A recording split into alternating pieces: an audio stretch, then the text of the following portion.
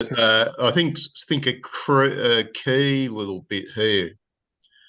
Logos culture has a greatly reduced regimen of authority as the core principle of a form of social order in which humans become more calculating and yet less rational, more manipulative, and yet far less masterful over their own selves. That Yes. sounds like today. That Yes. sounds like America for the last 50 years. Yes. And this is the point he's making in this paragraph is we look back fondly on the Greeks as our forebears, but we don't mean the Greeks of the Golden Age. We mean the Greeks of the late falling Greeks who have become hyper rational like us because we look at them and we say, oh, it's like looking in a mirror. What a beautiful view. I love this view. I love these guys. And, really, we're just taking a little slice out of their history and then calling that the Greeks because, it responds to us. It feels like by exalting them, we are exalting ourselves, which is a very modern thing to do, right? Is to always look for someone like us and then say how great those guys are. His Go use, back I to think we talked about last week, no, week before last, about his use of the word rational here is suspect. Um, he's back in the fifth paragraph. Myth made the Greeks conscious of their own narcotic perspectivism. They could use a bit of that at present. boy, isn't that true? Let's see, there it is. Yes, I'll paste that in. Right, right. So, their rationality, despite the fact that it looks familiar to us, it's still really different from ours because it's standing atop this kind of coherent, healthy, vital framework of myth. All of their critiques are deriving from that underlying mythology, whereas we don't have anything like that. Okay, yeah, that's back in the first paragraph.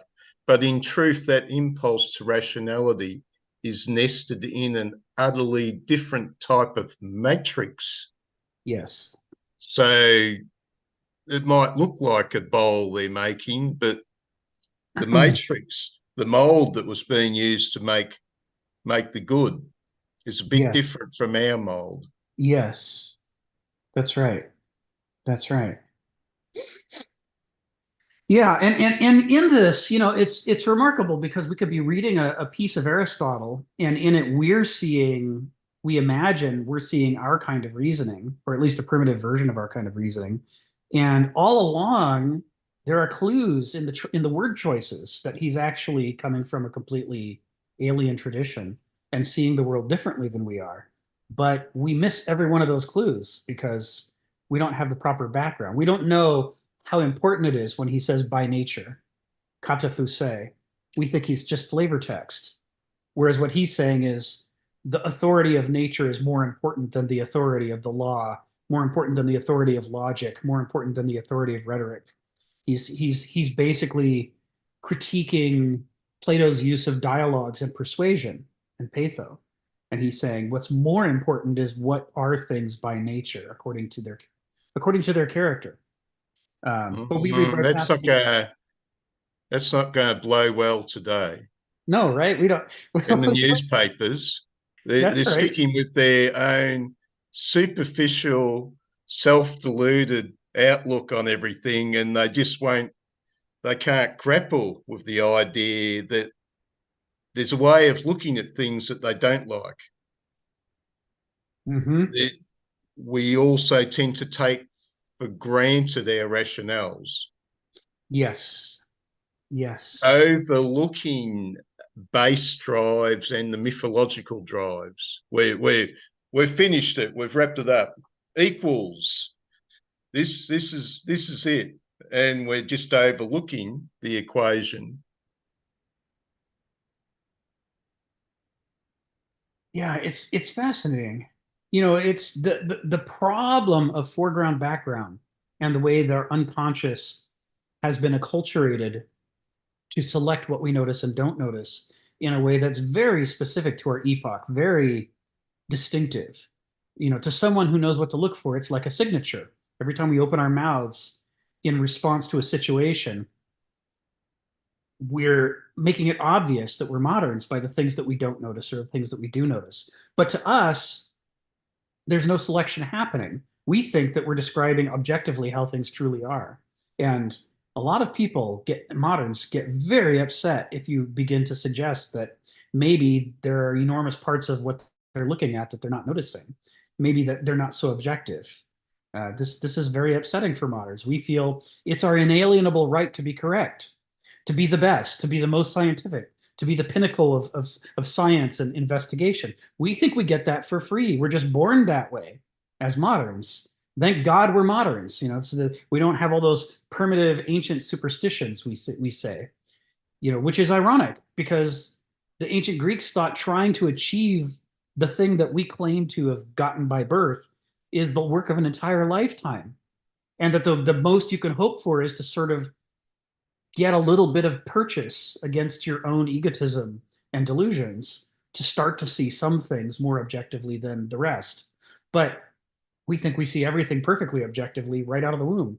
It's like, ta-da, you're modern. Here's your crown and your scepter. You're the Lord of creation, and you see all things as they truly are. Congratulations. Okay, Phil, what's on your mind?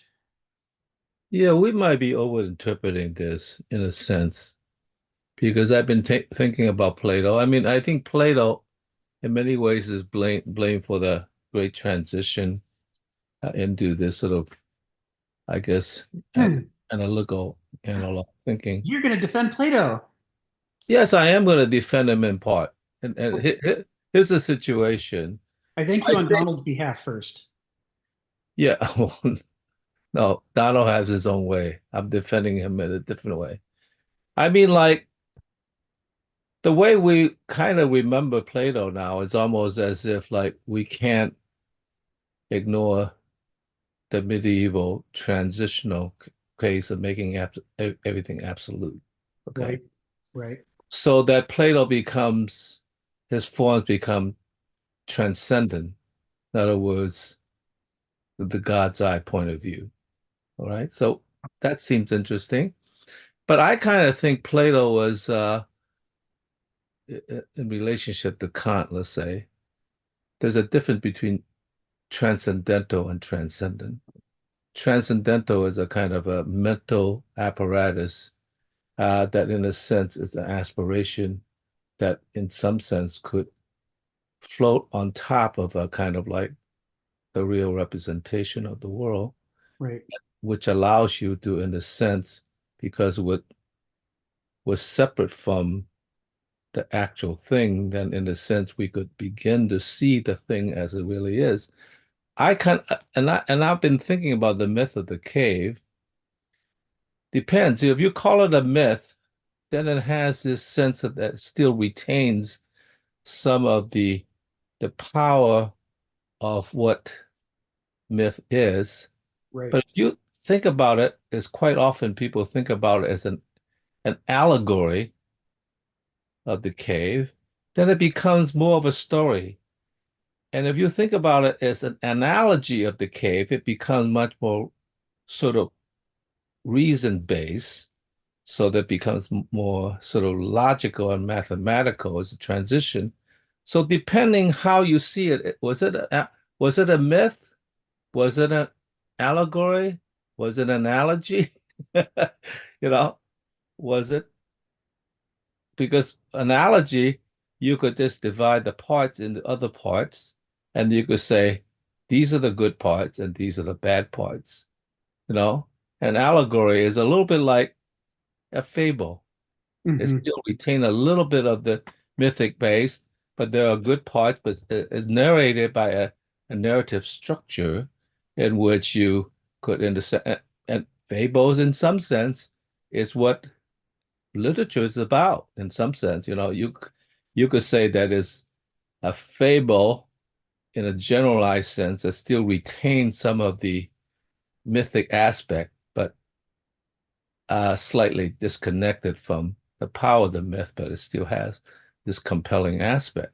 So it all depends how you see that is situated. Now, I will say that, Socrates said the oracle told him that he was the wisest man, and of course, he found it difficult to understand because he knew nothing.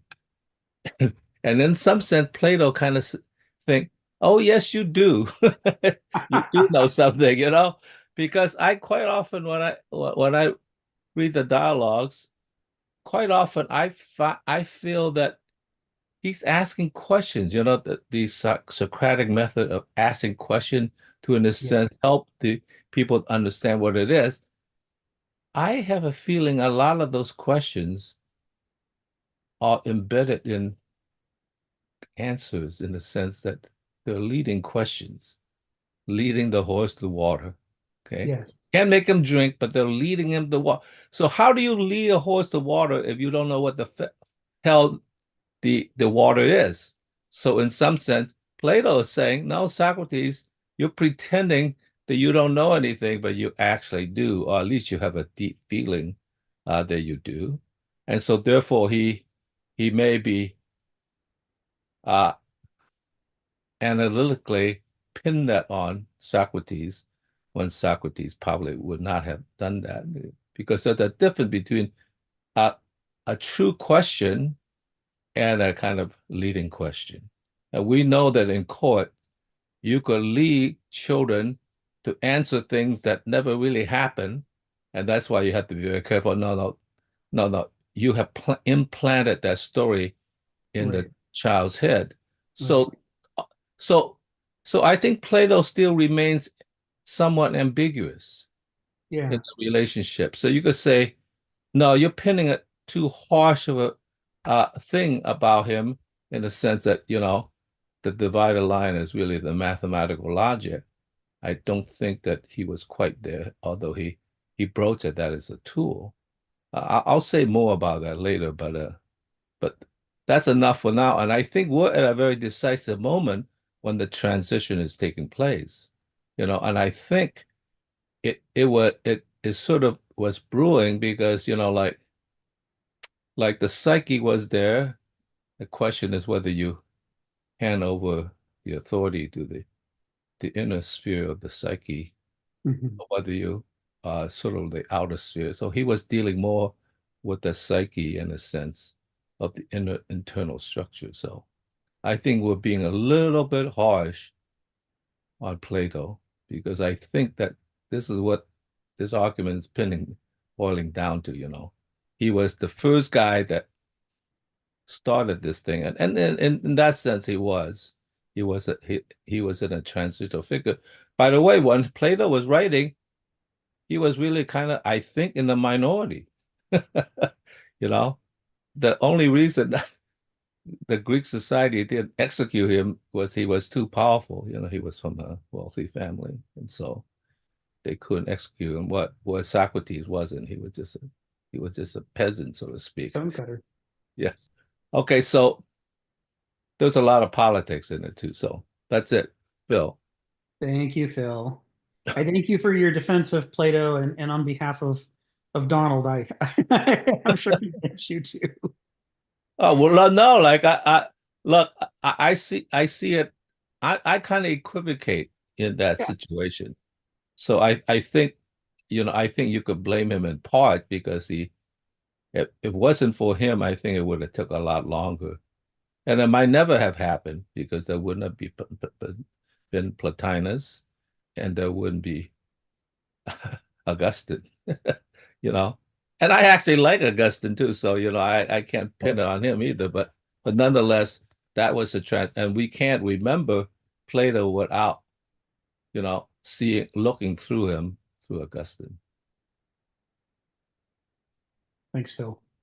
Yeah, I mean, it's hard for us to read Plato the way he's meant to, just like it's hard for anybody, any modern, to read Aristotle or Heraclitus or anyone else. We see through thousands of years of filters, and an enormous amount of filtration was done during the medieval epoch. And even though we moderns pride ourselves on having emerged from the dark age and left it behind, in truth, most of the framework of our thinking comes from the medieval epoch.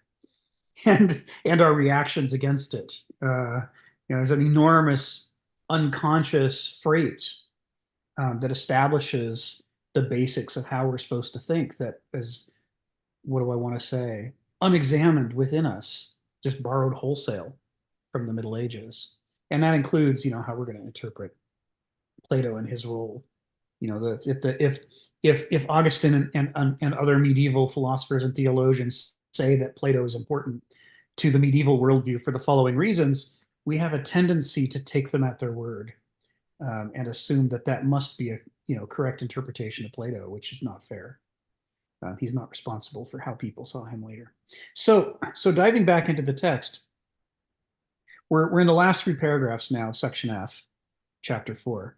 And, here Kenneth Smith is really coming to the crux. Having set up everything to lead to this point, he's really putting as clear a contrast as he can between the mythic mind, mythos culture, and the logical mind, logos culture. So he says, yet the age of myths fed the moral, religious, and political sanity of the whole person. The whole person. And the emphasis on the word sanity here, he's not just talking about, Freud, but he's also talking, he's going into the word roots. He's sanitation, the goddess of the Roman goddess of sanitation was responsible for health, the health of the population by helping there to be less spread of disease and contaminated water and so forth. So he's not just talking about, are you mentally coherent, although implicit in this is a critique that says that moderns ultimately are not sane. But there's a deeper analysis here, which is that we're not healthy. That the purpose of myth, the way you distinguish real myth from fake myth, is that real myth is focused on improving the health and viability and sustainability of the species. And if something calls itself a myth, or we call it a myth, but it doesn't do that, then it's not a myth. It's an imposter.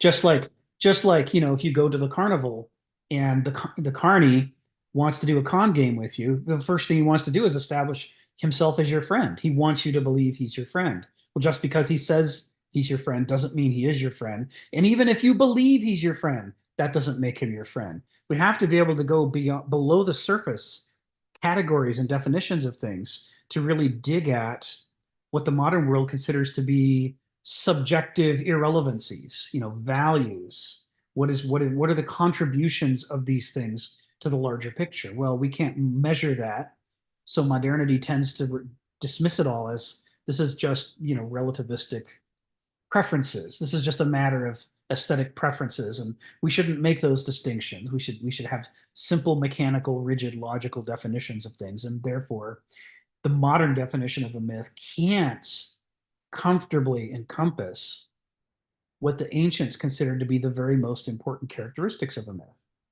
Is it feeding your health as a whole person? Or is it just pushing on one little area and making you unbalanced, right? Making you sicker because you're losing your balance. He says, and the new logos culture, by contrast, appealed to the intellect only and its narrow vocabulary of forms and definitions.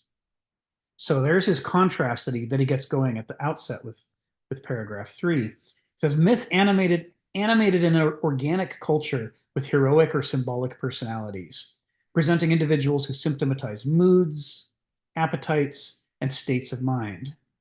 We'll get to the rest of the sentence later, but we talked about this a bit week before last when we had our last session, which is this idea that the biggest challenges Homo sapiens faces in the world are not, volcanoes and meteor strikes. It's ourselves. It's ourselves and other people. Our own species is our biggest problem. And so what he's saying here is that the way that myth is contributing to our health is by drawing out the most powerful moods, appetites, and states of mind that can possess people, whether ourselves or somebody else, and cause us to act in unhealthy ways. And to make sure that we can't forget that, they're tying each of these to some pivotal character, personality, who has great stories, unforgettable stories about them that you want to hear, you want to tell other people. They're addictive. They have They have this quality that makes you want to spread them, and it makes them impossible to forget. And by doing that, the myth therefore elevates the main landscape features of human character to the level of unforgettable things that we can all talk about together with a shared frame of reference. This is when he's talking about it contributing to our sanity, he's saying this is the first most important thing that it does, is it establishes for us a shared understanding of the playing field of what it means to be human. Because without that, how can anything else succeed? If we can't even coherently talk about it or understand ourselves or each other, what value does pragmatism have to be able to succeed at things effectively, which is the modern religion, the mania, the obsession. I just want to be able to do things better. What good is that if we haven't even established which of the things that we could be doing are healthy and which ones are sick? Right? I mean, if you've dug yourself into a hole, being more effective at digging is the worst possible thing somebody could give you. They should be helping you to understand you're in a hole, and then you dug it yourself. Without that frame of reference, your intellect becomes self-defeating. And this is the framework that the ancients have, is that it is so easy. It's like a feather on a scale. It's so easy for a hero to become a villain, or to become the villain in his own story, that he's his own problem.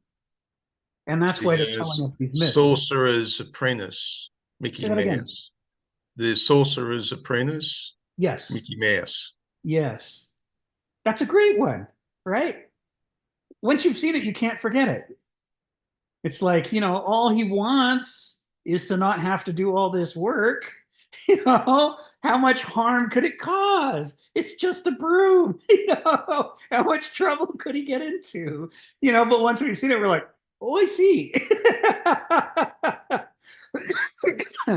And then later, if we're in a situation like that, we might recognize what we're about to do and stop ourselves. But if not, the people around us might recognize it and say, Mickey Mouse. And we go, maybe you're right. But if we don't have that vocabulary and that shared understanding, then we just blindly walk right into things and can't figure out how we got there. So, and then he, again, with the second sentence, sets up another contrast. Whereas logic nourishes nothing in the will or conscience, but only chastens thinking against formal fallacies, right? Formal fallacies, the rules of validity, the rules of logical derivation. Or in the case of mathematics, what are the rules for what addition does, for what integration does, differentiation? That we've got these rules that say this is how things combine. And if you break the rules, well, then you're being irrational. You're a bad mathematician, you're a bad logician, you're a bad thinker. But none of that tells us whether our premises were correct, whether our conclusions were correct, whether the things that we're focusing our attention on are the right things to attend to. Logic offers us none of that. But those are the blind spots. The Achilles heel of logic is all of the walls of the house. It tells you how to walk around inside the house, but it doesn't tell you, how do you get in? How do you get out? Should you even be here? That's not its strong suit. So he's setting up these contrasts. And then he says, like a parable, myth as a mode of culture attuned an entire people to roughly the same issues and perspectives in the form of existential imperatives, right? We need to do this to survive. This is essential to our health and survival. We must avoid this to survive. Doing this is poisonous to us. Drawing the distinctions between what's nourishing and what's poisonous is the core focus of myth. That's what it's about. But a modern point of view that insists that we must not judge in any subjective way. We can measure objectively, but we must not judge subjectively. That's a framework that says, if someone hands you a cup of something, you're not allowed to ask if it's poison. That's just subjective. You're just supposed to chug it down, right? It's in a cup. Food comes in a cup.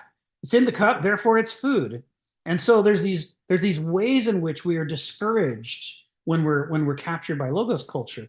We're discouraged from drawing not just trivial aesthetic distinctions, but even distinctions between nourishment and poison, between survival and extinction. We're not supposed to talk about that stuff because, there's no logical basis, there's no legal basis, there's no mathematical basis for clearly, unambiguously establishing the distinctions. Therefore, the distinctions don't exist. We're not allowed to talk about them.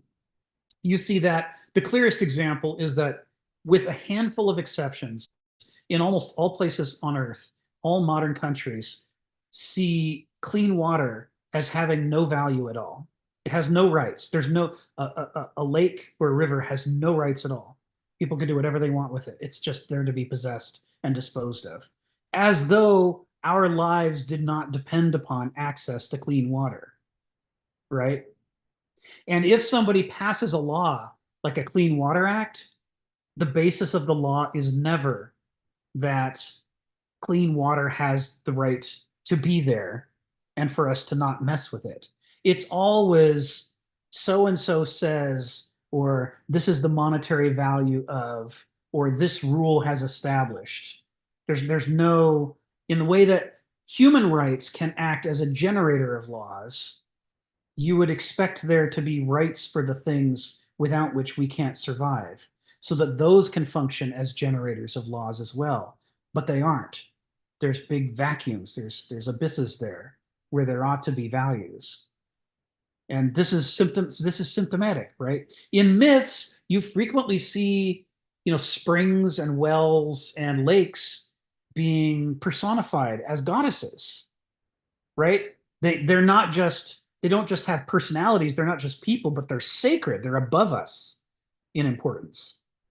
Because the Greeks lived in a Mediterranean environment and they recognized if they screwed up their springs, that was it for their cities, right? I mean, you can't have a community without clean water. They knew that, right? They were focused on that. They made that sacred. But to us, it's the opposite of sacred. It's a non-thing. It's just like Legos. It's some resources to be exploited. And if we use it all up, today in order to improve our bottom line, well, then that's great. So what? Not a problem. Joseph and then Phil. Come off mute, Joseph, and tell us what's on your mind. Hey everybody, Happy New Year. I like the way that you laid out the idea between a real myth and this myth that one myth that's intended to uncover truth, whereas there's another myth that is actually intended to mislead us, because that's where Phil was I think mentioned a couple of weeks ago, with the idea of the self-made man or something like that, something that how that would be a fake myth, something along those lines. And I think that in a way I've you just answered my question, the question I was going to have, that myths often depict things that are bigger than ourselves, that are actually sacred, that are very important to us. So that this is how we can distinguish like that. It's not trying to mislead us. It's relying on something like a principle per se. And my question was basically going to be along the lines of something of more the idea of shared experience and how that can lead to bias. And how do you know you're overcoming that? So that's kind of where I was thinking. But in a way, you kind of got to it because it's the idea that you're more focused on principles and things that are essential to our very being, whether it's our behavior towards each other, or whether it's behavior about understanding our moods, our appetites, as you just had said. And so when it's depicting things like that, then we can determine that it's not necessarily just something like it's a shared experience, but it's something that still captures the dangers that are associated with those shared experiences. But there is a chance for bias, though, in that. I mean, and then is there not? Yeah, there's a certainty of bias.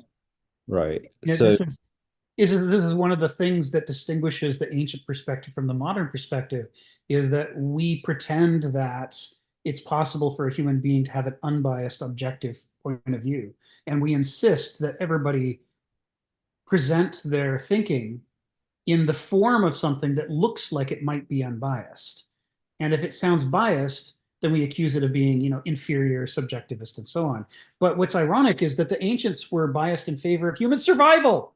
Right. It's like, if there's a bias that you should have, maybe it should be the long-term health of the species and our ability to survive on the planet. What would it mean for human beings to adopt worldviews that that don't give any extra emphasis or focus on the health or survival of the species?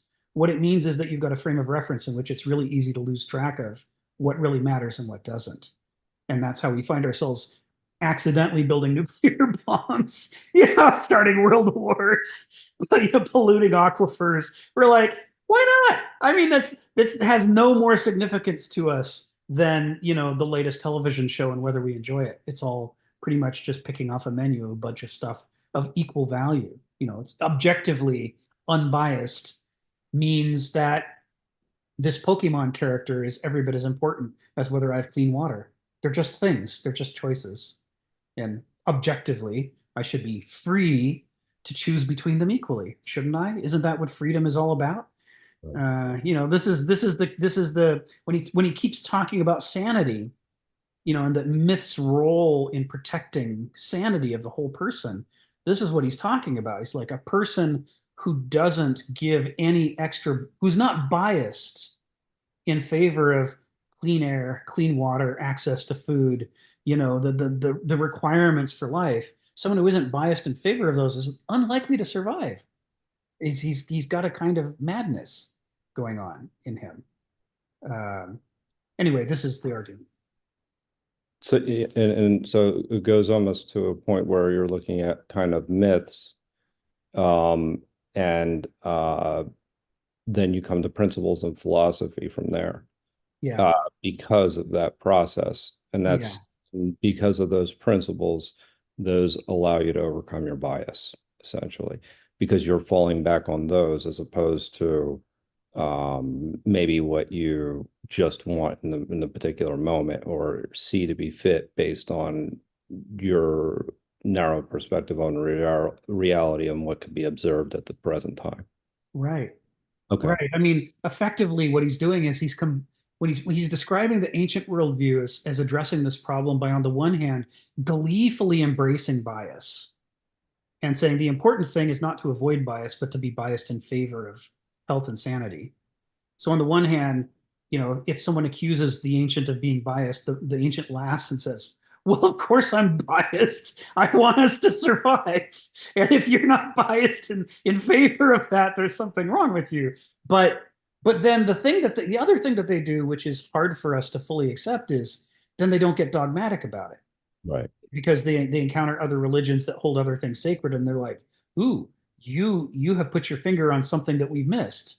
I must add that. So, I become eclectic, right? Like a crow collecting shiny things. They want to collect more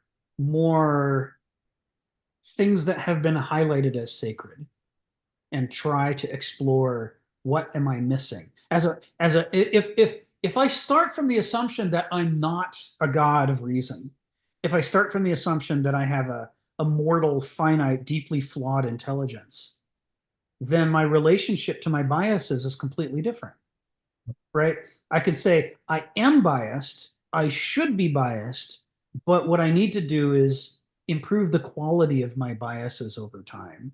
I need to learn more. I need to always be learning more so that I can find out where my biases are wrong and improve them. As opposed to the modernist goal, which is to pretend we don't have any biases, which is completely false, right? Of course, we have unconscious biases, but we can really succeed in fooling ourselves. And if we're good at rhetoric, fooling others into thinking that we're unbiased, as though that's some kind of thing for a mortal to strive for. Right. It's like we can overcome bias if more in a modern sense, and it's just an element more of the importance of understanding humility. Yes. At our most basic form is that we don't understand everything, so that yes, okay, I am biased, and that's the way I'm going to overcome it.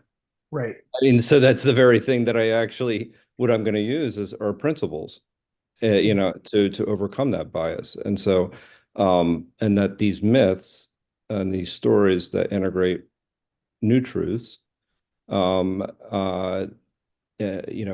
essentially are allowed, enable us to look at the world in a lot of different ways as opposed to one very narrow way, and say like a more calculated format, like we were just doing mathematics, applying math to a problem per se. Okay. Yeah. Thank you. Yeah, there's an issue here where we talk about this idea of myths trying to take the most pressing issues that affect our survival, many of which are inside our own character and therefore invisible to us. And they're trying to make it visible and memorable. When I say that, like I said earlier, what I really mean is that myths exist to help the foreground background problem for human beings. Our greatest flaw as a mortal is that there's many things we should be paying attention to, but only 7 plus or minus 2 things we can focus on consciously at a time. And that means if we don't pick the right 7 plus or minus 2 things, we're in a world of hurt. Because, first of all, we're already missing most of what's going on in the picture, even if we do the best possible job we can. But at a minimum, we really do need to be paying attention to the most prominent things in what we're encountering. But because we're flawed mortals, it could be anything that's occupying those 7 plus or minus 2 points of focus. It could be a TV show. It could be whether, I like this split pea soup I'm eating. I mean, do I have an itch under my arm? There's all kinds of things can be jockeying for those 7 plus or minus 2 slots. And that makes it incredibly difficult for the really important issues of principles and character to compete because they're already invisible to start out with. And so how do we make them visible and then bring them to the fore? So that's what myths are doing. They're trying to give you this enormous story charge that's unforgettable attached to the stuff you don't want to lose track of. And that way, when the situation you're interacting with, intersects one of those fountains of order that those principles are, instead of just missing it and passing right through it as though it wasn't there, which is what we would otherwise all too easily do, it should function like a live wire, like we touch the third rail and shock us. We go, oh, I recognize that. That happened to Oedipus. I do not want that to happen to me, right? It should be deeply biasing, deeply emotionally moving to jolt our attention at stuff that we shouldn't be ignoring.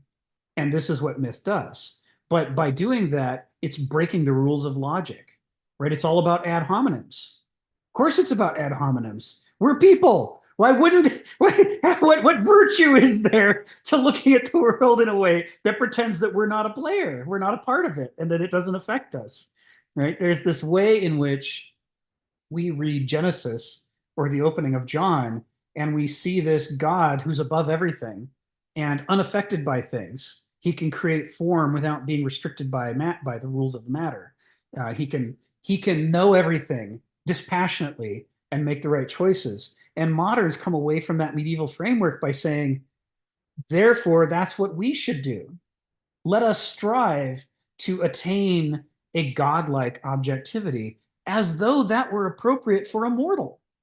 Just because it's appropriate for an infinite being doesn't mean it's appropriate for a finite being. It only works if you've got access to the whole picture, or at least the most important parts of the picture. But if you're one of us, you're missing almost the entire picture, and you're picking the wrong parts of what you do see. And so therefore, to then take that defective mess of selections and exalt it to the level of divinity and claim that it represents the heights of reason, and that we're now going to pretend, this is a perfect product that we can reason from and make decisions from. That's how you end up with, holocausts and gulags and, all these other things. As Hannah Arendt says, we get addicted to the logic of our dystopian system and insist on carrying it through to the bitter end, despite all of the evidence around us that's saying, this isn't working, this is going to be terrible, you really should stop this. But we're like, I'm sorry, I have to obey the logic. I wouldn't want to be irrational by breaking the rules, so I'm just going to keep marching right off the cliff. That's what the rules tell me. They say go that way, so that's what I'm going to do. So this is that thing, is it's like there is this way in which the ancients deeply respect how different the three domains are: the human, the sacred, and the natural. They're completely different domains with completely different rules about what's appropriate to each domain. But what we do in the modern world is sort of conflate them all and pretend that it's okay for a human being to role play God, right? Or role play nature, right? Don't we say that the market is it's like evolution and it's survival of the fittest, right? We use the word, we say survival of the fittest in association with the market all the damn time. We imply that it's a meritocracy and that the cream rises to the top. And all kinds of arguments are made about social policy and economic and political policy on the basis of this metaphor. But all of this is based on the idea of pretense. It's role-playing nature. It's pretending that this thing that we built that's an artificial construct is every bit as authoritative as 4 billion years of natural evolution. We're putting an equal sign between two things that couldn't be farther apart. So this is that thing. If we can resist the temptation to role play being inhuman and acknowledge the human condition, then that means, unlike God or nature, we have to embrace our bias and make it visible. And, you know, that's our, as you say, Joseph, that's our surest way out of the labyrinth, is to acknowledge that our thumb's on the scale. Because once we know it's on the scale and we can admit that it's on the scale, then we can have honest conversations about it. Yeah, it's like we treat these policies as rules of nature when they're actually just rules of a system. Yeah, exactly. That we've created. Exactly. I really like to just really quickly, I do like the line with presenting individuals who symptomatize moods, appetites, and states of mind. I think that's a really very important. That's like bringing awareness to us of how our biases, and being aware of our moods in any case should always be something and the symptoms that come along with that is something that would be beneficial on an everyday basis. Like when I'm in a bad mood and what my perspectives are on reality, and to understand that that can be a narrative with it throughout a culture is important. Yes. Okay, I thought that enough. Thank you. We've been rewatching this TV series Suits about lawyers in New York City, and one of the main characters, named Harvey, he's Harvey Specter. He is an incredibly successful and smart and aggressive New York lawyer, but the man has no emotional intelligence at all. You know, if it weren't for, you know, Donna Paulson in The Office, who's the one who reads people really well and is constantly trying to guide him away from, you know, the catastrophes he sets up for himself, because he can't tell when he's doing something for a solid legal reason versus when he's doing it because he's upset about something else and he's just projecting it out onto the situation. And most of the disasters that happen over the course of the 8 or 9 seasons are self-made disasters. And they're entirely because his own moods and appetites and states of mind are mostly invisible to him. He can't tell when he's in their grip. And if he could have gone into the show from the beginning, focused on the real danger that his own internal world presents to him to make him choose the wrong behaviors in the external world, the series wouldn't even exist. It's like the whole thing is, it's a consequence of his inward blindness. So, you know, and I watch this series the second time through, and I watch this series and I'm always thinking, you know, normally people say there, but for the grace of God go I, but I have a feeling there go each and every one of us to greater or lesser extent, exactly like Harvey Specter.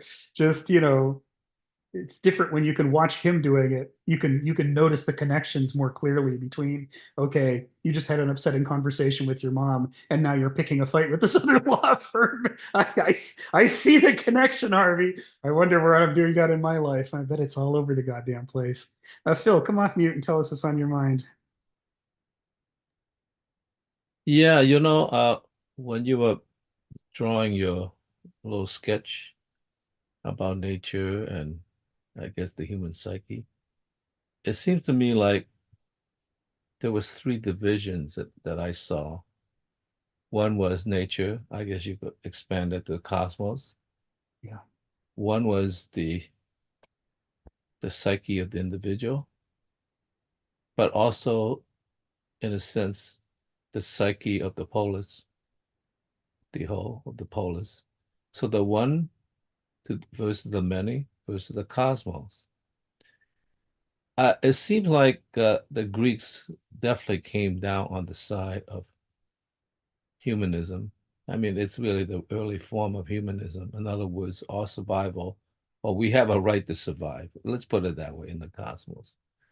And in some sense, perhaps in many ways, they were the beginning of the division in a sense away from nature. Because the city is generally the inner city at least has a wall separated from nature in some sense. So that's a division. It seems to me like, yes, they do worship many of the gods, like the wellspring or whatever, but that's actually in a way quite different from the Egyptians. The Egyptian, most of the gods were animals, you know, the falcon, this, the baboon, they all have these different features that look into the nature. They were very specialized. Even that, what is a little insect, the I guess I can't remember the name of it, but a bug, you know, they're worshiping all these things. So therefore, in a sense, they were tied to it. In many ways, is like that really was the myth between Osiris and Seth, civilization versus a kind of the life force of nature in some sense. So that division, in a sense, already began to push up us toward separating ourselves from nature. But there's also like the individual versus the society, uh, the whole in some sense. And for that, I guess, Hegel put it pretty nicely in that regard. So let's right now just section off nature and just talk about this, the Geist and the Zeitgeist. The Geist is the individual spirit versus the Zeitgeist, which is the collective spirit. And when I think about Hegel, and then I'll get to Heidegger in a sense, is like when we're born. Well, let's put it that way. Let's go to Heidegger in this sense. We're born, we're thrown into the world. We didn't choose to be born, by the way. None of us chose to be born. We're left with who we are, and we have to develop ourselves. So the way I look at it is like we're thrown into this sort of structure that pre-existed. You could say in the structure of nature that pre-existed. Uh, we didn't choose whether to be thrown into Mars or on Earth. We're just thrown into where we are, and we find ourselves already in a structure of a sort of a cosmic structure, a structure of the logos of the polis, and we're thrown in as a fragmented being. The way I look at it, we don't know what's coming up. And in a sense, we have to depend on the structure to inform us as we create an interpretation within our own personal uh, psyche, in a sense, the spirit. And in some sense, that depends on the indoctrination of the culture that we're in, depends on, in a sense, what the parents teach us or ignore the teachers. And so we begin to synthesize a whole that in a sense depend on us making sense of the background we're thrown into. Okay. And in some sense, we begin to create a whole that's probably full of holes in many ways, you know. And we develop as we further. And so one of the tasks of being a human being is that you got to be very skilled at compilating these fragments of information because we're finite beings. You have these fragments, you constantly have to reorient and juxtaposition to create a whole. And this is why I want to bring up Beethoven. I was looking up this quote that Beethoven said. And by the way, Plato, its academy, the education of the children, music was incredibly important because he sees in music a way to harmonize very disparate parts. And Beethoven says something very interesting. He says, music is the one incorporeal entrance into the higher world of knowledge, which comprehends mankind.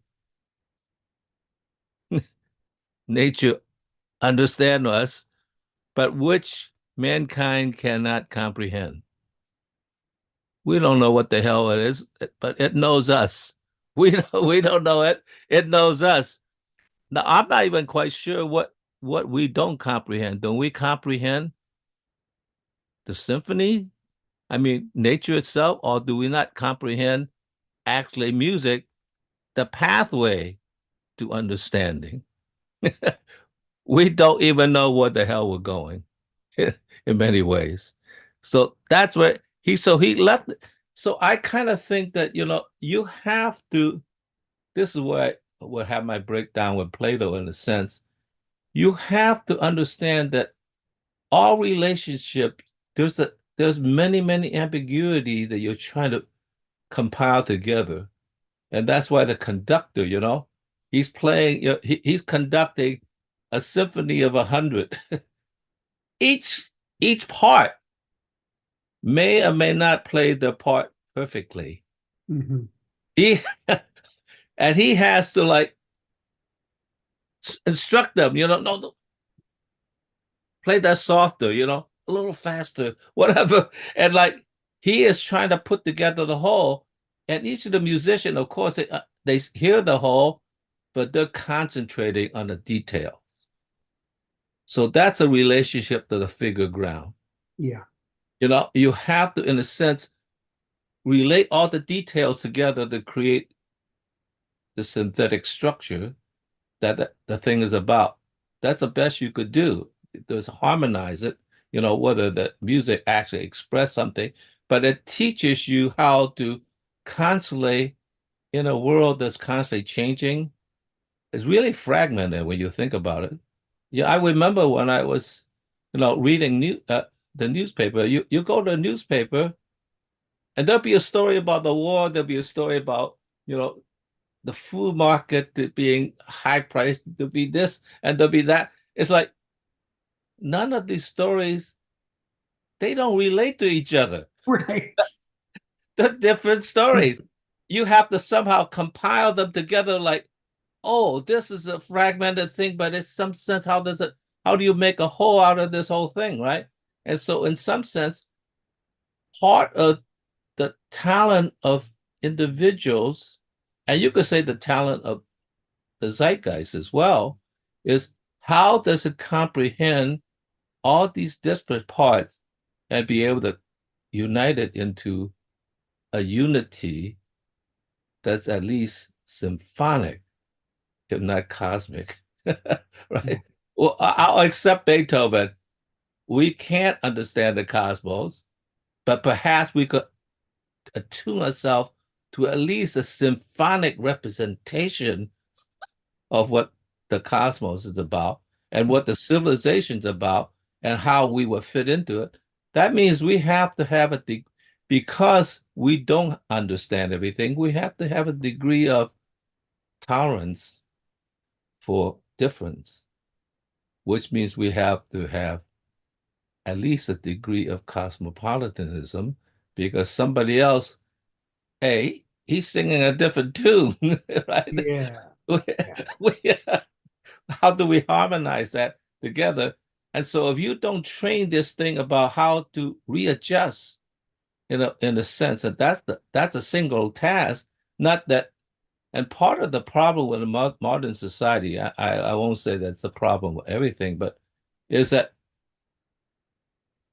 specialization have taught all of us to be focused on a detail. And we know how to do our job, which is very simple. Put this screw into this bolt. That's all you know. Like, how the hell are you supposed to understand how to conduct a symphony when 8 hours a day, all you do is do this one simple thing, because that's very efficient for the mechanical production. So efficiency is an oppression in many ways, because it doesn't allow you, well, it gives you a weekend. And you're probably so tired you're going to watch football or something, you know? So nothing against football, by the way. I kind of like American football. But yeah, so therefore, in a sense, we can't do all of it. And I think the specialization sort of like exaggerate the part over the whole. So none of us, and it's already difficult enough to put together all the parts, but we are so focused, and we're very good at what part we do, and we need that. But on the other hand, the individual does suffer in many ways. So that's what I got to say about the figure ground relationship. How do you zoom in and out, and in some sense, be able to relate? You know, that thing that was way in the background, you got to now bring it forward, right? Yeah. And I learned a great deal about that, you know, with Cubism, because Cubism, in many ways, throws the monkey wrench into it. Because if you think of that in contrast to Renaissance art, which underlying this representation, it's a grid structure. You got a whole, but you got a very sort of like dogmatic whole. Everything fits into the structure, right? Whereas Cubism said, no, we are going to deconstruct that and make this thing flex. So you're constantly feeling yourself, how should I say, treading water as you look at the picture, like, and that's a state. And Hans Hofmann is a very important artist that taught many of the abstract expressionists. He had this principle called push-pull. When he wants you to look at his pictures or many of the abstract expressionism, he likes the concept of push-pull, because what it does is that the foreground and the background is constantly equivocating. So you don't know where the hell you are. That's exactly what he wants you to throw you into the hermeneutic circle. So you have to constantly interpret what the hell's going on, which is the life of being a human being, at least in a very complex system. That's it, Phil. Thank you, Beethoven. Thank you. Yeah, that Beethoven quote, that's great. I'm gonna have to chase that down, because it's like a paraphrase of a Heraclitus quote. He's got actually two fragments, and people argue about whether he said them both or whether he only said one and the other one's a misremembering, but I suspect he said them both because they have a different take. And one of his quotes is, human nature has no real understanding, only the divine nature has it. And the other one is, effectively along the lines of, human beings aren't rational. Only that which encompasses us is rational. And so, on the one hand, he's saying that the realm of the sacred is a realm in which there's true understanding, and we're excluded from that realm because, as finite beings, we're too finite to achieve real understanding. And there's a separation being created there, and this is one of those critical reminders to remind people to be cautious about their biases and to acknowledge them and so on. So that's talking about the human versus the divine or the sacred. But the other quote, which I mentioned, what encompasses them, that's a reference to Heraclitus saying, the nature around us and within us. You know, we're encompassed by nature. So there he's saying nature, you know, has real intelligence, but people don't. And so he's, you know, it's funny because, you know, a human being has a brain, and from a modernist perspective, intelligence comes from the brain. So only things with brains can have intelligence. Therefore, a tree can't be intelligent because it doesn't have a brain. We've defined things in such a way that a tree can't have any intelligence to it, which leaves us in the weird position of having to say somehow it's just a coincidence that trees keep successfully growing into trees. You know, how does that happen? It sure seems like there's some intelligence at work. If intelligence only exists in a brain, then how can a tree possibly keep coming out correctly, tree after tree after tree? And our answer is, don't ask that question. We're now going to attempt to relocate, you know, late 20th century. We're going to now attempt to relocate intelligence into genetics, and it's the genes that have the intelligence. That's our new mantra. Is it's not the brain, it's the DNA. And trees have DNA, so therefore they can have intelligence in a genetic form. But then that just sets us up into other problems, like, you know, how come Mars keeps successfully circling around the sun and doesn't just go flying off in the wrong direction at some point? You know, how does the Earth just keep circling without, you know, it maintains, you know, it's the prerequisites for life that allowed DNA to develop in the first place. So if intelligence is now admitted not to only be in the brain, but now it's, you know, only in the brain or in the DNA, then how is it possible that a system that had no brains and no DNA managed to develop DNA and brains? How did the Earth and Sun and Moon system do that? And again, we end up scratching our heads and going, you know, it's like Diogenes with the plucked chicken thrown in front of Plato all over again. Or we keep giving these rigid definitions and being unable to account for them. And so, you know, Heraclitus just cuts to the chase and says, the realm of nature is a realm of intelligence. And the fact that we can't pinpoint the one thing that is the source of intelligence, that's not on nature, that's on us for keeping insisting that there must be some simple reductive answer about where intelligence comes from. You know, Heraclitus says it comes from nature.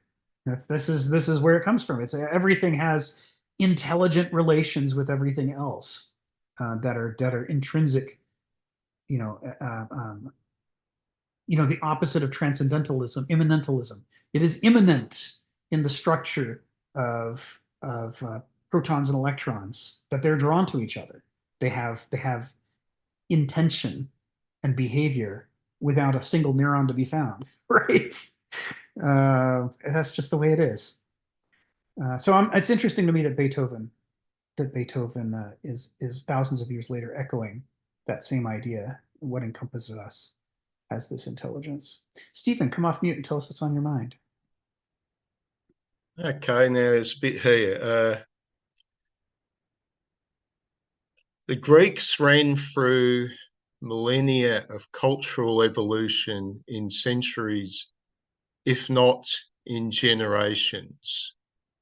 Now, I'm going to make the point here, and I've probably made it before, that after whatever it was, the Great Bronze Age disaster or whatever, the Phoenicians were sort of like one of the first ones to start stirring things up a bit. Egypt was still going, but the Phoenicians show up, and they're the ones that are spreading culture to Greece. They are supposedly Thebes at one point had been a colony of Phoenicia. The very earliest Greek philosophers seem to have had Phoenician backgrounds. So, you know, as the Phoenicians start the new franchise, KFC. Anyway, they're spreading KFC to Greece, and this is it. The Greeks, whatever culture was there before had collapsed. They were at a rudimentary state of development maybe around 900 BC or something like that. We know at about the same time, Phoenicia was spreading its hooks into Judea, or Israel, actually, with the Grand Queen, what's her name, Jezebel. And it seems they disapproved of her KFC brands. It didn't quite fit, but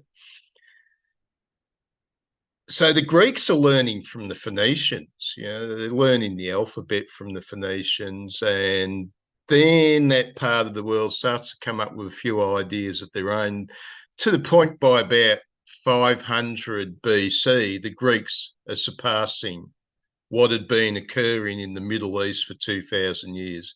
Within so many centuries, they had absorbed 2,000 years of civilization. So that point has been made here. It's not to be overlooked. We've seen that now. It's like your Anglo-Saxons. The Anglo-Saxons in 600 AD were a collection of violent barbarians.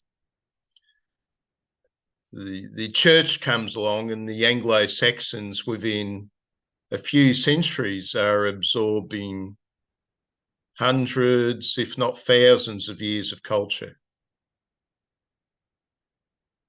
The Italians of the Middle Ages looked down upon the Germans. The only thing Germans were good for was wearing mail and wielding big swords. But then we suddenly see in the 15th, 16th century, the Germans' culture is bypassing that of the Italians in certain fields, and ultimately bypasses it in most fields. Now, I like that bit you came up with before. Okay, the human, the sacred, and the natural. And this has been, my query. I tended to notice that we talk about three kingdoms. We talk about the supernatural, we talk about the natural, and we talk about the human. And like I said, I'd really love to know if these kingdoms could have a common categorical name. Now, I was reading the Humanist Manifesto, which claims, of course, the modern humanism has assassinated the sacred,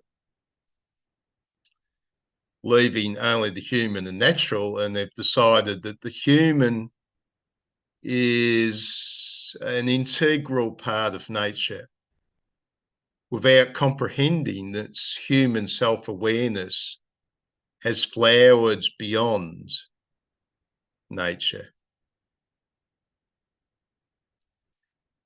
Now, another aspect, and this is something I'm learning over time, modern culture has forgotten the dialectic. I think Joseph was there. We'll have him one of the Zoom sessions in Australia, and I was sort of arguing with the speaker about their views, and the speaker said, the answer is, I'm right. Now, I'm wary of saying that. I might say, I think I'm right, or I believe I'm right. That's the thesis. The antithesis is I could be wrong. And this is part of the problem with modern culture is the egoism. Like, these humans think, and these human individuals think that they are the most important thing in the universe. And if there is a God, God's only purpose is in making things good for the humans. The only reason the God in the universe exists is to serve humanity. Nature only exists to serve humanity, and the individual egos that wish to gain it. So this is a problem of the ego. And I remember when I was a kid, you love your ego. Ego's not a dirty word, as the Skyhooks would say, wonderful Australian rock band. Because as I've gotten older, I've realised, yeah, right, yeah, ego. You have to watch out of it because I'm not the ends ambition of God, nature, or the entire universe. I'm largely just a tool of the forces of nature or of God, and sometimes even of other human beings. Well, actually, I am, because I was brought up in human culture.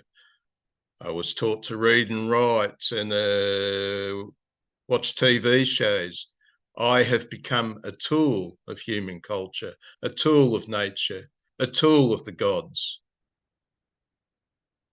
And yet I hear people all the time speaking as if they're the most important thing in the universe. It's okay to like yourself. Like I can say, I would like to be right, but I might not be right. And yeah, the dialectic has been lost on a lot of modern people. This again is the problem of Oedipus. Oedipus had the talents, he had the goods, he gets his kingdom, and then he gets a bit slack. He learns to lean on all the structures that are there. The other appendage, the stick, he's using the full, to lean on. This is the thing Michael Moorcock made about the sword Stormbringer. It was Elric's crutch. And this sort of aspect that when we start to lean on the crutch, our muscles mentally and physically, whatever, are getting weaker. We're losing the strength we once had. And we are now living in a culture which has got all these wonderful structures in it, but the meat in the sandwich can lose its strength. People don't think that way. They think everything, it's just win-win, gain. Look at the progress. We're just going up. No, sorry. As you're climbing, you've got to watch out, because you think that stepping stone is going to remain solid that you're standing on, but you could be losing, it could be coming hollowed out. And this is, I'm just noticing how much the modern world is missing out on stuff like this. Thank you. Thank you, Stephen. Yeah. So, I'm crazy for classical music. I was raised on it at a young age, and I like to read about classical music and listen to it. I've got these piles of CDs here in their little white sleeve envelopes. I'm trying to get it onto my computer so I can listen to some of my CD collection I haven't heard in 20 years. Sibelius in particular is what I'm going through right now. I'm scanning in Sibelius symphonies. And I've been reading online discussion forums about classical music. And this one forum, they like to do these little contests. And one kind of contest is they'll name a work, like say Sibelius' Sixth Symphony, and they'll ask people to post of all of the recordings that have been done of Sibelius' Sixth Symphony, which are the best ones. Trying to come up with some kind of a pedagogy for people who are new to classical music. Where should you start? How about I don't hand you the worst possible performance of Sibelius' Sixth Symphony? You probably won't think that it's a bad symphony because it was a bad performance, and it misleads you into not recognizing its value. So who did a good job of performing and recording the Sixth Symphony? And they'll do these about all the different works, and you'll see them, people will come in and argue. And sometimes people are very good about it, and they'll say, well, I mean, it's personal taste, but I like this one. And you go, well, that's a very humane way of talking about it. But then other people do posts where they're like, this is objectively the best performance of all time. And that other thing that guy said was the good performance. That's the worst performance, and nobody should listen to that. He doesn't say it's his opinion. He says it's objectively true that this one that he likes just happens to be the greatest, and that one that he doesn't like just happens to be the worst. These over a third, somewhere between a third to 2/3 of the posters can't distinguish their personal aesthetics from objective reality. They think that how things feel to them is how they objectively are, and they have no distance. And what's fascinating is how many of these people don't come across like emotionalists. They come across like intellectuals, because they want to tell you why it's true that their favorite just happens to be the greatest of all. And they'll give you all of these reasons. They'll give you, I mean, you do occasionally get the emotionalists who are just like, it makes me feel so much and nothing could be better than that. But most of them will say, no, it's because, the dynamics or the handling of tempo, or they'll lay out all this technical terminology without recognizing that the other guy already did that in favor of the other argument. And that this schema of systems is not actually objectively distinguishing one of them as being better than the other. So they've got their thumb on the scale and they're pressing hard, but they don't want to admit that their thumb's on the scale. So they try to obscure it with this whole structure of excuses and reasons and logic. This inability to distinguish self from other, the inability to distinguish the filters in my eyes from what it is I'm looking at, that Stephen's talking about, the forgetting of the dialectic. You see it everywhere, even in discussion forums about classical music. You see it. One guy did a post in which he says Sibelius and Mahler are both incredibly important symphony composers of the 20th century. Maybe the two most important. It's debatable. Maybe the two most important symphony composers of the 20th century. Just to stir the pot, he says. He says, I love them both. I think they're both equally great. But just to stir the pot, which one's greater? Oh, that forum, that went on and on and on with people arguing, well, Mahler is inherently amazing and Sibelius is of no interest whatsoever. Or the other way around, Sibelius is amazing, he's the very greatest, and Mahler is just sloppy and just throws things at the wall and sees what sticks. And, the people who come in and say, I don't think I'm qualified to answer this question. I don't even know if it can be answered, but here's my opinion for what it's worth, are a tiny minority of the people posting. These are smart, creative people from all over the world. And the majority of them fall prey to what Stephen's talking about. They can't distinguish self from other. Another term would be monism versus dualism. Yes. Now, for example, you might have a button for hot and a button for cold, but the modern world would like to simplify it by just having one button. Which is the right answer. The right answer. The right answer. It always gives me what I want. Yeah. The programming language, the medical programming language I work on, called M, abbreviates. It offers abbreviations for all of the commands and functions. And it does it based on an alphabet. Originally, it was based on an alphabet. But not all of the letters were picked. Sometimes there were gaps. And that was handy as the decades went on and we needed to add a new function. We could say, well, look, here's a gap. $P's never been assigned. Let's give this thing a name that starts with P, and then we can abbreviate it, $P, and that'll work great. Well, one of the ones we'd never assigned was $M. And so there was much speculation about what $M might stand for. What function is this that we should give the letter M to? And ultimately, they never did. But for a while, they decided, let's call it $Miracle. And $Miracle is, it always gives you the answer you're looking for to any question. Whatever calculation you need done, just call $Miracle and you get the answer you want. And I sometimes think, Stephen, what you're talking about, that everyone wants to reduce things down to a single button that they can push that just gives them the answer. It's like, geez, do the right thing, do the thing I want, but make it come out right. I want what I want, but I don't want any unintended consequences. That's the lust to oversimplify that Kenneth Smith says is sort of characteristic of modernity. Joseph, come off mute and tell us what's on your mind. Yeah, so I mean, it's an interesting perspective. Because sometimes I think when we use the term modern, that we lose some of the meaning of what we're actually saying. And I say that because what I think that building just off of what Stephen said, I think he was referring more to dogma than, say, actually the modern way, in the sense that you're not open to new information.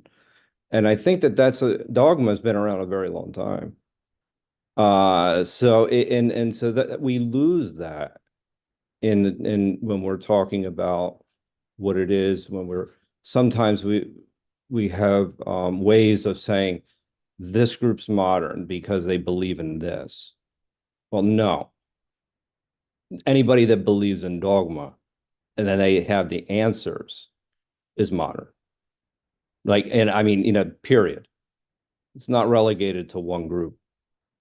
So that's a very important distinction to make, because when you're not open to new information, and that's why I really liked how you put it, Rick, when you were talking about schemas and systems, and we have our finger on the scale, and we don't even recognize that because we're not even challenging the basic hypothesis of what, or not the basic premise that we're starting with. And this idea that yes, I think that there are individuals that are modern that believe they do have the answer, and that they tend to look at nature as something that can be conquered. That's different than looking at nature that a philosophy that looks at nature as something to be preserved. And those are very, very different ways of looking at the world. So I think that when it's very important to be careful as to attribute modernism or modernity to one particular group. It's not. It's to the people who think they have all the answers. And that those individuals, you hear it in Silicon Valley a lot of times, it's a big problem. Well, we need to conquer nature. We just have to get more information. And those individuals are not necessarily, I wouldn't attribute those, I wouldn't call them to humanists or anything like that, but they're just narcissists. In sense. So I just think that there's that perspective of when we can lose when we use the term modern and only attribute it to modern day science. Right.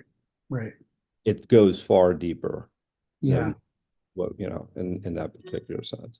Yeah. So, and just as where we started tonight or today, the false myth and the myth that actually tries to depict us and teach us about the world, to make us, essentially,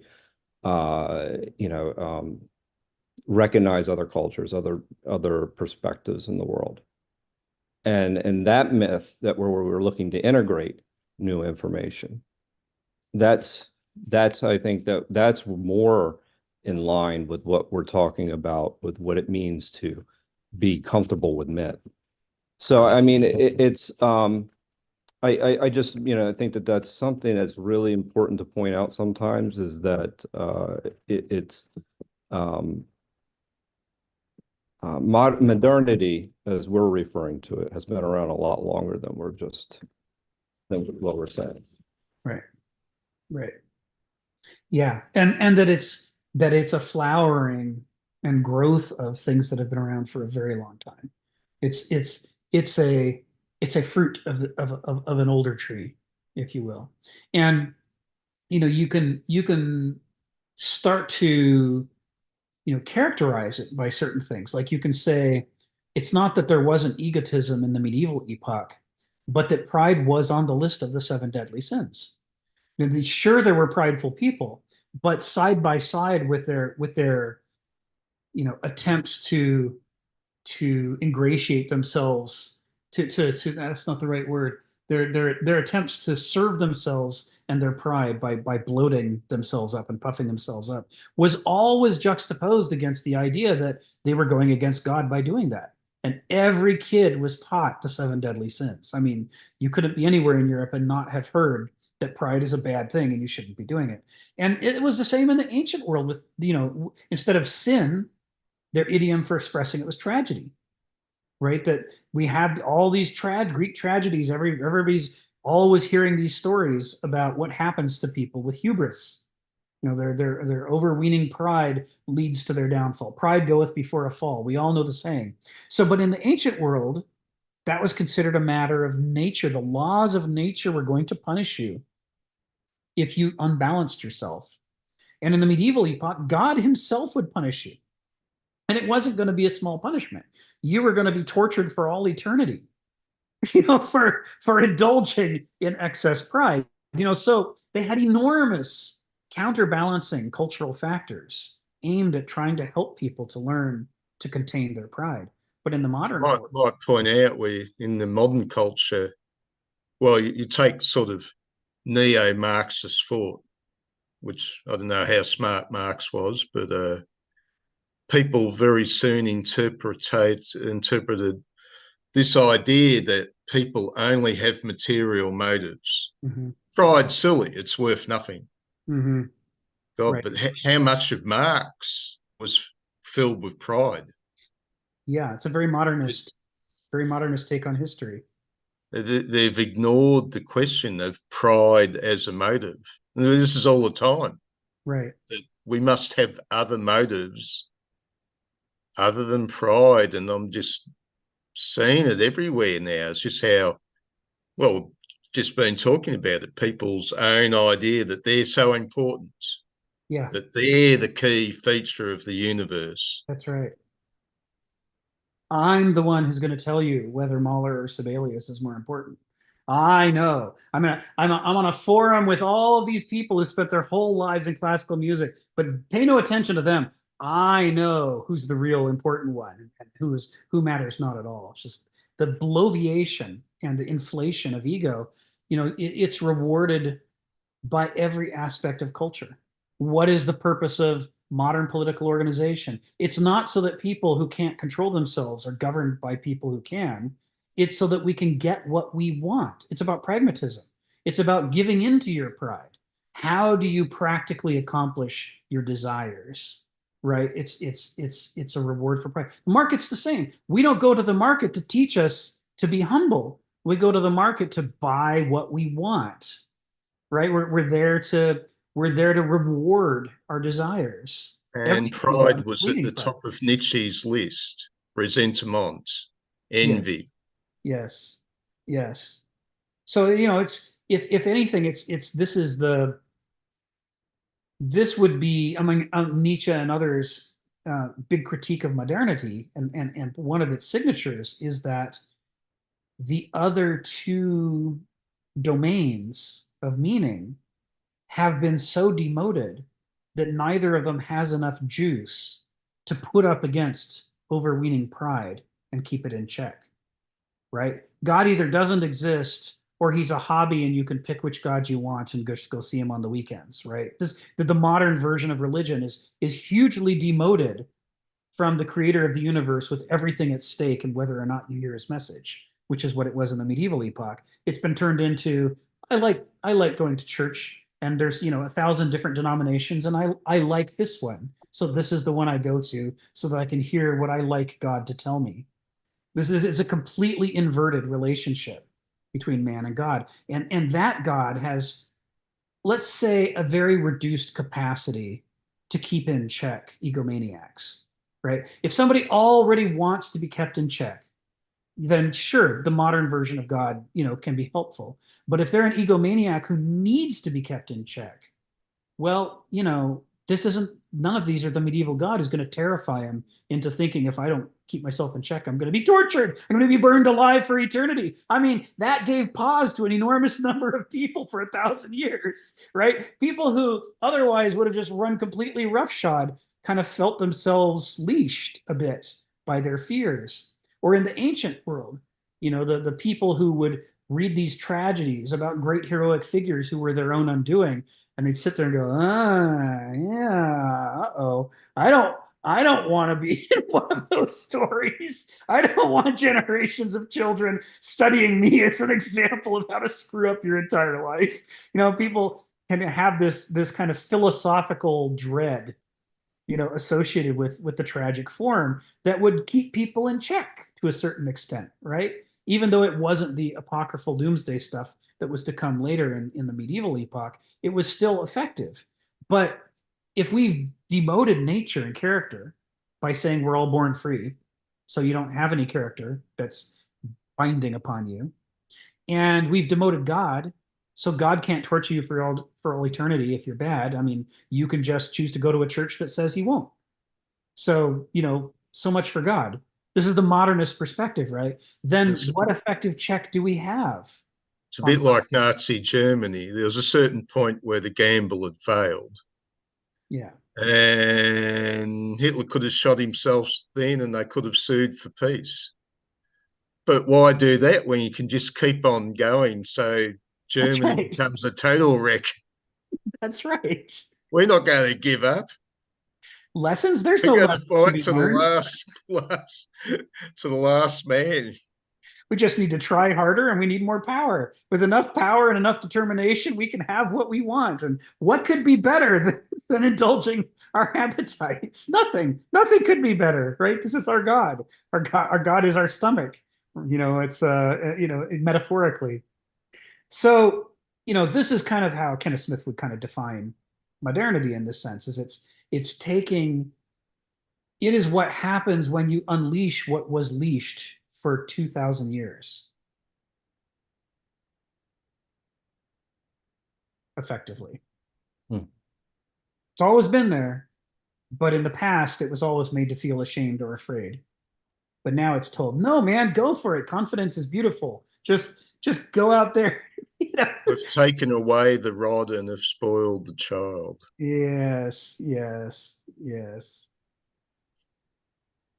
So anyway, Phil, come off mute. Tell us what's on your mind. I could see I'm with a crowd that is not going to admire the virtues of Gordon Gekko of Wall Street. That greed is good. I could see it right off the bat. I want to say something else, though, that struck me from what Stephen said. That's about the panopticon. I got light of this recently. I always, for those of you who don't know the panopticon, it was a prison system that was set up in which all the individual cells of the prison is observable by the attendant who's observing them, right? And that's a kind of oppression. Okay, yeah, I accept that. But there's a piece of information that really is very interesting. I have to set this up, is that human beings by his very nature is a social animal, at least to a certain degree. We depend on others. We learn from others. In fact, we confirm ourselves through the mirroring of others that says, you're okay, or, what you say is good, so that the opinions of others help instruct us in terms of interpreting the hermeneutic circle that I was talking about. And what this guy said was very interesting. He said about the panopticon is that it's oppressive in terms of sense that you're always having surveillance over you, which is bad enough, but it's set up that it's ambiguous whether he is even looking at you. In other words, if you were sure that he was looking at you, there's at least a modicum of relationship between you and them. But now, the anonymous observer is either there or not there. And he's not even looking at you, and you're paranoid because he's not even looking. So talk about the depth of this relationship. There's a tragic, atrocity of being human is that you're not even being looked at, but you're paranoid that you are being looked at. I mean, That is really, really a complex relationship in terms of human society, right? I might be looking, you don't know. You don't know. But you imagine you're at your home doing whatever you do, and I'm phoning you and say, I could be looking at you, you know that, right? But I might not be.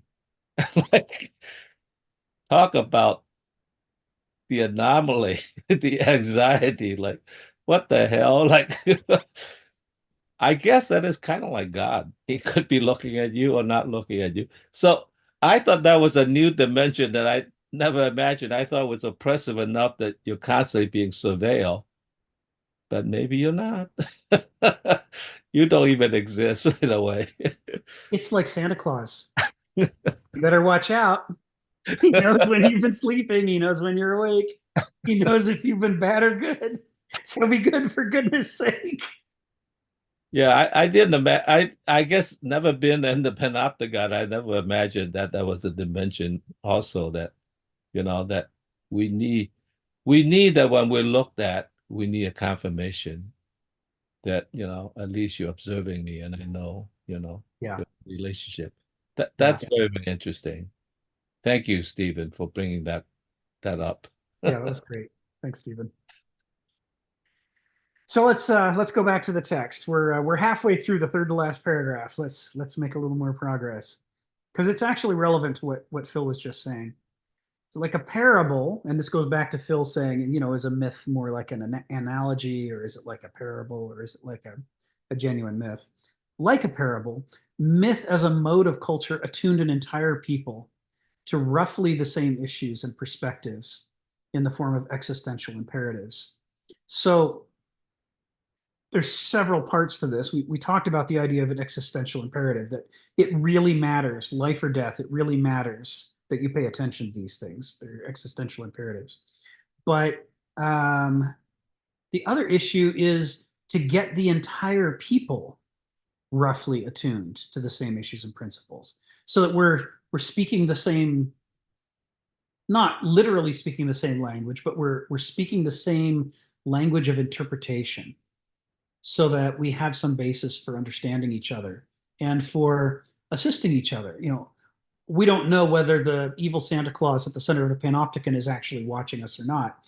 But, if we're in a shared culture, then the people around us can be watching us and we can be watching them. And it can be done in a non-Kafkaesque, more supportive environment, right? So one of the themes we come back to about, we talked about early on in chapter 4 is this idea that the ancients believed the most important thing was to have a culture that gave people the ability to develop their differential gifts, their different gifts, so that each person has different things that they're good at or bad at, and the culture is going to allow each of those people to develop their own arete to its maximum extent. And that way you get this assortment of widely varying gifts that have all been maximized. So, but this idea of aristeia, of people who are lifted up through this process, becoming great at something, one of the critical issues that Aristotle talks about, Donald's talked about it repeatedly, and Kenneth Smith talks about it, is the idea that it is the best way to develop new aristoi, other than generally supporting this kind of approach to education, is that you have to already have aristoi. Because the easiest way to develop into one is to follow one around and see what they do and see how they look at things, how they interpret their own behavior, how they relate to their own opinions and other people's opinions, and see how different it is from the way most people relate to their own opinions. See how they're open about their ignorance and work with their ignorance, and treat it as something to be talked about, or their thumb on the scale, that they talk about the thumb being on the scale. They're open about it. They don't pretend not to be doing it. They don't pretend not to be involved. There's all these things that you sort of have to see it to believe it.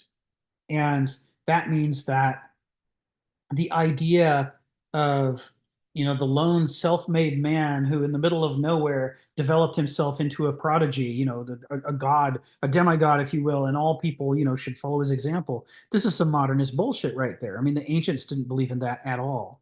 They said, it takes a whole culture to help create the fertile soil in which Aristoi grow. It has to be a group effort to produce an Aristos. And as a result, this question of watching each other and seeing each other, not in an oppressive Kafkaesque sense, but in a sense of looking for learning opportunities, and the like. This is a critical part of this. So myth is designed not to sell books or to fool people, but to help create that fertile ground in which the likelihood of Aristoi developing is greater. That is to say, the likelihood that human beings will not just go through the first physical birth, but will also go through the additional two characterological, psychological births required to escape either of the two infantile modes of thought and work their way up to Vernunft. This is what they're talking about.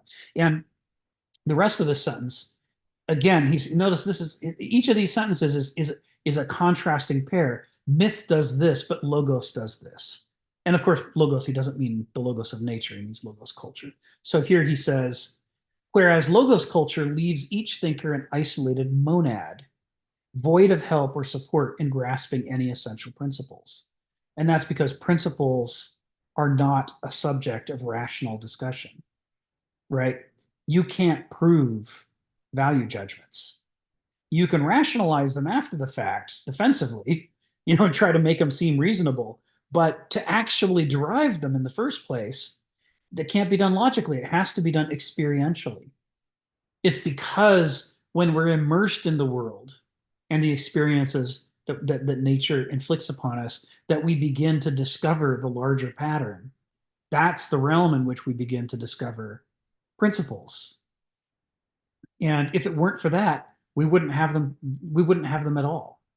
If all we had was logic and logical derivation, principles can't be found within that process. They have to be imposed from without as premises. So, he's partially, this is about the difference between deduction and induction. For those who've studied logic, typical deductive logic, you have to have the principles or premises to begin with, or you're screwed. But in the case of induction, you start with the details of the immersion in reality, and from that you gradually induce the underlying pattern and work out what the principles might be that are at work. So myth is therefore not a logical syllogism, right? Myth is a story-based, character-based experience, right? The point of a myth isn't that you read it in a book. It's that you went to the Olympics. And at the Olympics, there aren't just people chucking discuses and javelins.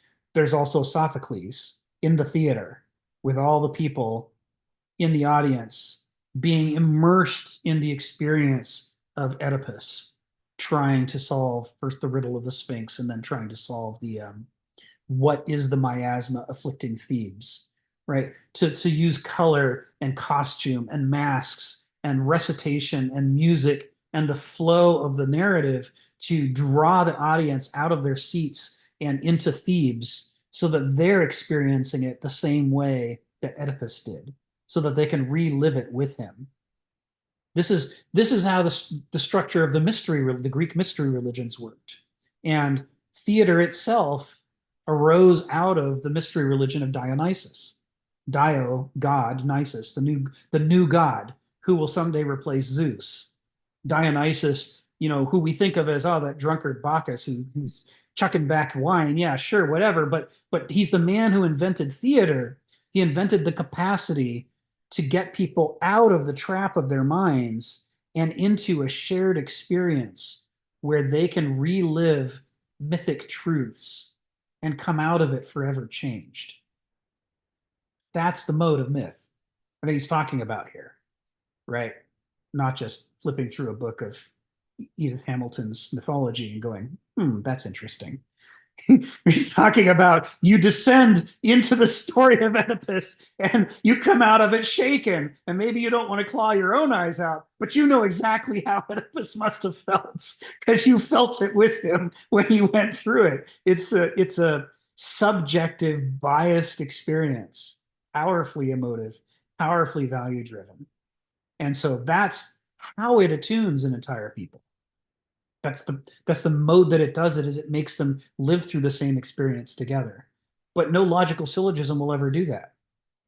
Logical syllogisms are just, you and the piece of paper and the pencil, or you and the logician that you're debating with. It's this isolating process of analysis.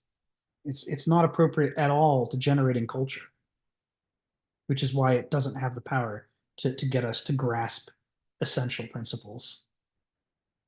The other critical part of this before I call on Phil is the term essential principles. Not just that they're archai, but that they are the archai that are essential. Means this is not a detail that just happens to be there. This is not adventitious. It's not contingency. This goes right to the heart of the nature of the thing itself. Anytime the thing is present, this will also be presence. It's essential to its character. It wouldn't be what it is if this wasn't present. That's what essential means to the ancients.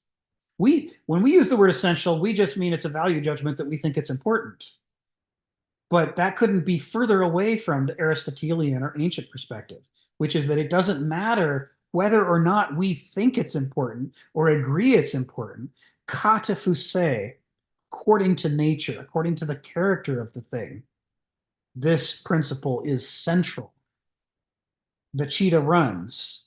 The cheetah is fast. That's not a detail. It wouldn't be a cheetah otherwise. This is essential to the cheetah. It's not some detail. So this is the stuff that logos culture isn't good at. Logos culture is great at, there are many valid paths you can take from your premises, and feel free to pick one. But what doesn't happen in a logical derivation is where you are increasingly constrained by the fundamental nature of the matter so that you can only come to one essential conclusion, right? That's not how logic typically is structured. And if you did, it would be an arbitrary conclusion set up by the premises. It wouldn't be something essential like, wow, sucks to be Oedipus. Man, it sucks to be immortal in an infinite world. These aren't the sorts of things you're going to be able to get at through logical derivation. Phil, go ahead and come off mute and tell us what's on your mind. I think you got to the key point of the problem of the transition at that time, because in the I guess, I don't know whether it's a debate or the confrontation of the poets and the philosophers. It seems like the poets, by a sort of somewhat ambiguous language, it's talking about the limitations of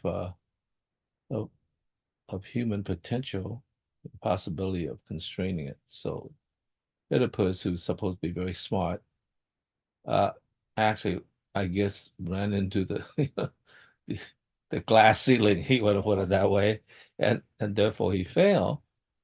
And I think the problem with Plato, and here I defended him, but now I'm going to say the bad part of it, even though you might consider it as an aspiration to reach the forms, nonetheless, that there's a directionality that almost invite the transcendent.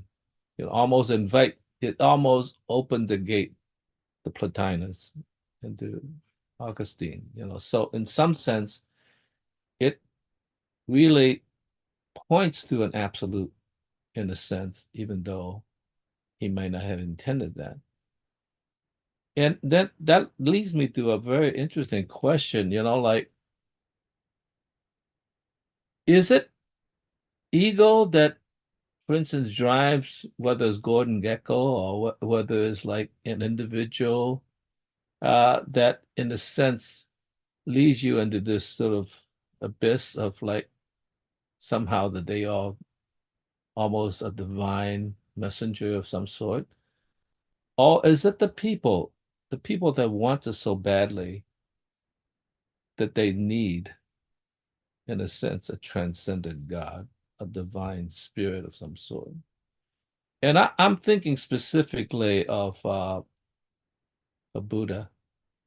Buddha gave many, many warnings that he was a human being, perhaps a very wise human being, but he was a human being. He said, if you should run into me in the road, and he meant that metaphorically, I'm sure he did that, you need to kill me because in order to be yourself, okay? He also said in his deathbed to his disciples, so that this would be kind of like, St. John, St. Matthew and so forth. Please don't turn me into a God, right? Please, I'm just a human being, I want to go to nirvana, but please don't turn me into God. Of course, as soon as he died, they immediately turned him into a God. So was it Buddha's fault for being egotistical? Or was that his disciples and humanity wants an absolute God of some sort, right? I wrote a poem, but one of the few poems that, because I'm not a poet, that I'm pretty proud of, about the Taliban's destroying the Buddha of Bamiyan. It started out with, like, it was his enemy who's loathed him who destroyed his image, right? But it was his worshippers who supposedly is on his side who built the icon so that he would watch over all the people that pass through the Silk Road, and have his eyes on them in a sense. And the irony was that, it sort of said, all the people he instructed, don't do that because they wrote down all his sutras and canonized that. They built the statues and turned a mountain into a Buddha representation, and the Taliban finally destroyed it. Instead of being an evil act, it was a very interesting. At the end now, Buddha is exactly what he wanted to be, just a pile of rubble, right? Except the very last line is that the head of Buddha, there was a silent smile that he finally got the nirvana. Not through his disciples, but for those who loathed him. So that's a very, very interesting contrast, that his enemies were the one that allow him to go to nirvana. So what is it? Are we ourselves guilty because we need to have a God? Or was Buddha himself so egotistical that he said one thing, but in his tone of voice, he might have been, please make a lot of statues of me. I don't know. I don't think so, but I don't know. So I'll leave your opinion. It's the rest of us who need and want that transcendence that makes this, a circular play, so to speak. That's it, Phil. Thank you, Phil. Well, and it goes to, it's a question that can't be answered without grappling with how different the concept of the divine is to an ancient versus a medieval. I mean, to a medieval, the concept of the divine is a genocidal concept. It's a monomaniacal concept. There can only be one. By an amazing coincidence, I happen to know which one is the right one. So there's a way in which, while claiming to be fulfilling God's will, what I'm really doing is fulfilling my will through my selection of that God as having been the right selection. I omnisciently, out of the thousands of gods that people have respected over the eons, by a miracle, finally I was born to be the one to tell you which is the real God and now we need to eliminate all the rest of them because they're all false gods and mine is the right God. But this is medievalism, right? This was the structure of the political economy and religion of Europe for 1,000 years. But that's and as moderns, who, as Nietzsche said, have killed God, have overthrown God, and said now man is the only real God, or rather man's appetites and ego are the only real God. The God that we think we have overthrown is the medieval God. We're still medievals. We're sort of post-medievals, but our concept of the divine is strongly tethered to what we rejected in the Reformation. So it makes it very hard for us to understand the ancient conception of a God, which might be the opposite of genocidal. It might be ecumenical. It might be that there is a whole realm of sacred things that people have a very difficult time appreciating. And any new addition to that realm that helps to illuminate the essential principles in a way that's unforgettable and helps to orient people in a sane way towards the things they ought to be paying attention to is welcome, right? That Greek approach to religion, more gods, the more gods, the merrier. As long as they're genuinely sacred things, we want to be expanding the collection so that people look around and go, oh yeah, I wouldn't have thought of that if you hadn't brought that to my attention. Thank you. Thank you. Hey, Rick, I could see that you're a pagan. Yeah, I gotta say, I played Dungeons and Dragons since the 70s. And, our concept of religion in Dungeons and Dragons was obsessively medieval without us ever realizing it. Even when, we'd play someone and say, well, I'm a cleric of Apollo, or I'm gonna play a priestess of Athena, we would still do it like Christianity, right? Apollo was my god. Athena was, or Artemis was my goddess. There could be only one, right? That monomaniacal, genocidal, there's one correct choice was the way that almost all role players handle religion when they're playing make-believe. They play make-believe, the genocidal medieval approach to religion. It's very hard for us to get the idea that there are many sacred things. It's very complicated, and we really need to dilate our minds to be able to pay attention to all the things that matter. Because whatever of the things that matter, whichever ones we neglect, this is the Greek perspective, right? That will be what our story ends up being about. We did not pay attention to Chekhov's gun on the mantle.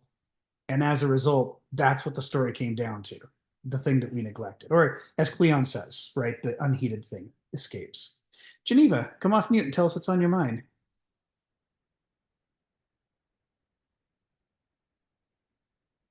Oops, okay. Couldn't figure out how to unmute. Sorry. Okay, so I'm getting confused here. Because I think what I'm hearing, and it may be because there was too much champagne for New Year's Eve or something, but I thought what I was hearing is that the ancients were tied to this idea or the concept that there was this punishing entity, or that we could do something that would condemn us to something horrible if we didn't follow the rules.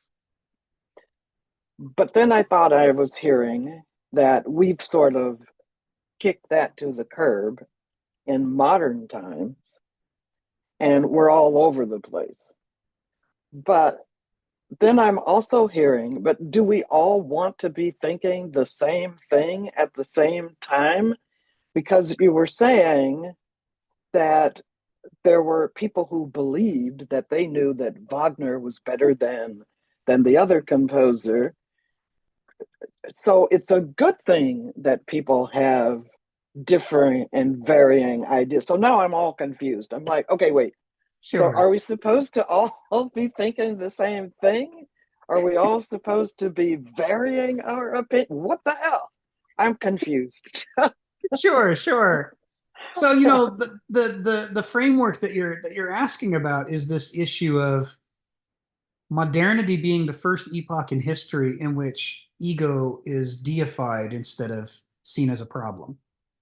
Previously, pride was seen as a problem. Overweening pride, the inability to leash one's own appetites and desires, was seen as a critical problem. And they had ways to try to psychologically manipulate people to get control of themselves. And in the medieval epoch, it was terror, right? You'll be tortured for all eternity in hell if you're too proud. And in the ancient world, and so that was God, right? The divine, the medieval divine was going to impose a punishment. And so that checked a lot of people who would otherwise have gone nuts. They're like, well, I don't want to be tortured for all eternity. Maybe I'll keep myself under control. So that didn't check everybody, but a lot of people who would have done terrible things didn't because they were afraid to. And in the ancient world, it didn't work that way. Before the medieval epoch, in the ancient world, that wasn't the concept of the divine at all. Right? The Greeks didn't have a hell. You'll often read modern interpretations of Greek mythology that compare Hades to hell, but it couldn't be more different. Because Hades also includes the Elysian fields where people are rewarded. Yeah. I mean, and above all, they had this idea that the afterlife existence was very ephemeral and smoke-like, and you barely existed at all. In the Odyssey, when Odysseus goes down to Hades to try to get advice, he has to bring blood for one of the spirits to drink so that it can be rejuvenated with the juices of life enough to actually have an opinion and remember its own life. Before it drank blood, it had forgotten everything, and it was just floating about twittering with all the other spirits. This is not a realm of punishment, right? This is a vague, ghostly realm of people no longer being vital and alive, right? So there's no concept of an apocalyptic punishment for being bad for all eternity. Now, occasionally you get some deity who gets pissed off and picks out some particular person and torments them, right? Tantalus doesn't have a nice time, right? Yeah. Prometheus doesn't have a nice time. And so again, when we're trying to map the ancient world onto our medieval concept of gods and afterlife, we say, well, that must be the evidence that the Greeks had the concept of a hell. But it really isn't. In each case, it was a very personal relationship. Zeus was really pissed off at Prometheus specifically.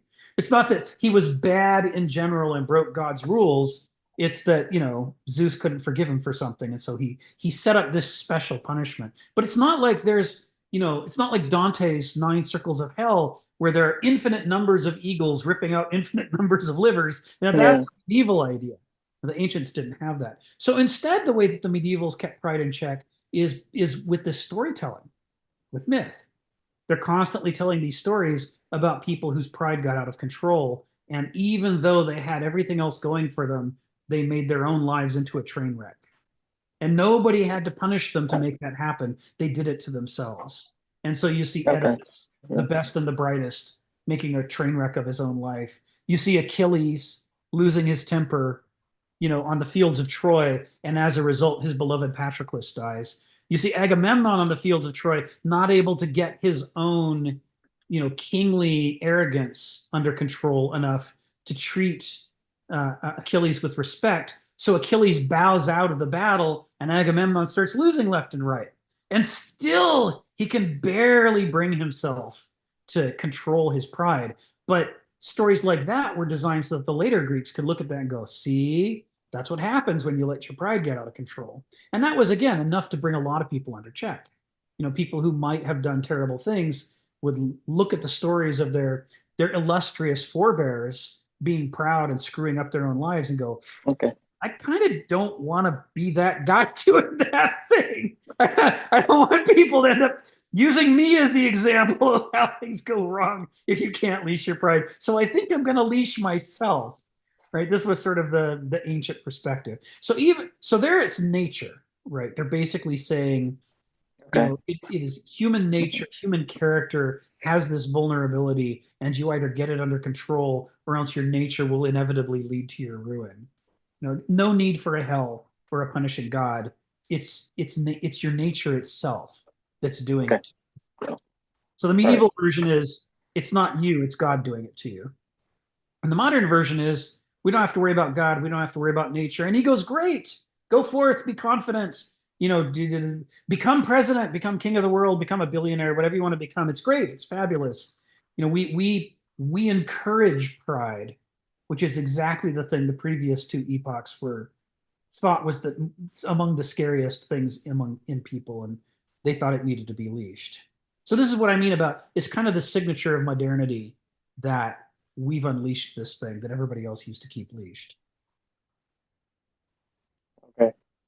Does that make sense? It does. It does. Yeah. I think I got it. Well, it'll come up again right throughout the book. It's going to be a recurring theme. So, it doesn't all have to make sense today. It's going to be a recurring theme. Okay. Thanks, Rick. Thanks, Geneva. Phil, come off mute and tell us what's on your mind. Yeah, I wonder whether, in responding to Geneva's question, whether Jung might not be a help, because we have to start off with, of course, what's his name? Freud. Okay, he brought up the unconscious, which is another dimension, but the unconscious is rather ill-defined. How it surfaces into the ego, and that ego is in many ways, in his way of looking at it, well, greatly suppressed by the superego. So there's a conflict, and you could sort of see that that conscious part is kind of a negative relationship between Hegel, Geist, and Zeitgeist. But it seemed to me Jung, in a sense, defined the unconscious, collective unconscious, is the mythic base that, in a sense, was embedded into the human psyche, and it surfaces into consciousness as a kind of I guess, a two-way sandwich in consciousness in relationship to Geist and Zeitgeist. So it's informed by both the collective unconscious, which is the unconscious of Freud, but slightly more mythically embodied. So it seems to me Jung might be really, I guess, looking at two directions in a way, but it may be circular. That in some ways he's looking back to the past, who were always caught in the past. So that might be Plato's memory, and looking in the future, in a sense, coming to the present, in some sense, in relationship to also the past, but the conscious part of the past, and the conscious of Hegel. So in some sense, he sort of create this sort of circular relationship between consciousness and the unconscious. But it's a collective, the unconscious is really, in a sense, part of the hermeneutic circle in a way too, because it just as Zeitgeist is a collective, so is the unconscious, because it's not like, oh yeah, I was living like 1,000,000 years ago. I've really compile all this experience, but it's like humanity as a collective has compiled, as human beings, this sort of mythic compilation of many consciousness together in a way. So that's he could have called it just the mythic unconscious rather than the collective unconscious. So I kind of think that it sort of emphasizes, in some sense, that the singularity, which is us individuals, is always in a collective of some sort. Like we're never really separated. The ego is where we are separated in a way, and so we have to kind of manifest a kind of thematic relationship of copulating the hermeneutic circle into a meaning in which we're floating in. So if if you are unable to, in a sense, manifest it in a way, then what you have is always an oppression, right? The superego is just bearing down on me, and my life is miserable because I'm suffering from this collective oppression. And we all feel that, by the way. It's not that like I don't feel like the market structure really is not only putting his thumb on the scale, but putting the thumb on the top of my head and is bearing down like the pressure, So in some sense it's true, but I think if you are a reasonable person that's well integrated, that pressure might be lessened because you create a kind of circular understanding that's also part of the, like I said, the hermeneutic circle. How do you get out of that hermeneutic circle is to pick and choose, because the hermeneutics is always a collection of fragmented parts that you compile into symphonic whole as best you could. Not that the pressure is not always there. Just like if you perform in a good concert hall, the music sounds different than if you perform in a gymnasium. It is different. So therefore, in a sense, the pressure is always there, but in a sense, you could still compile. So I kind of think that we are all, on the one hand, whole, but also fragmented, and it's really up to us. And I think the ability to create a composite is a really important thing, because that allows, how should I say, allows a kind of structure, whether you're talking about I'm switching to a mechanical thing, is like, imagine you have a car, instead of creating a model like, 3 years later, it's kind of getting old, you got to get a new car. That's what the market structure wants, obsolescence. Imagine if you build a structure in which you have cars, which you have just parts, like, oh, next year I'll just replace the headlights. And the year after I'll replace the roof. And like this thing sustains itself. It's like George Washington's, axe that chopped down the cherry tree, he had to replace the handle. Is that still the axe? They had that place, the chopping part is still, at what point does the form cease to exist because it's being replaced, or being renovated? So it would be like, kind of like that. The form remains in some sense, but you have component parts that are replaceable rather than replacing the whole damn thing, which is what makes the dealership happy. But for you, it's not so good, So I think that's what it is. That's a kind of, how should I say, a kind of sustainability. So I'll say it that way. That's it, Phil. Thanks, Phil. So in this third to last chapter in section F, we've gone through so far 3 comparisons of the mythic mind from the logical mind. He's set up these parallel contrasts and comparisons.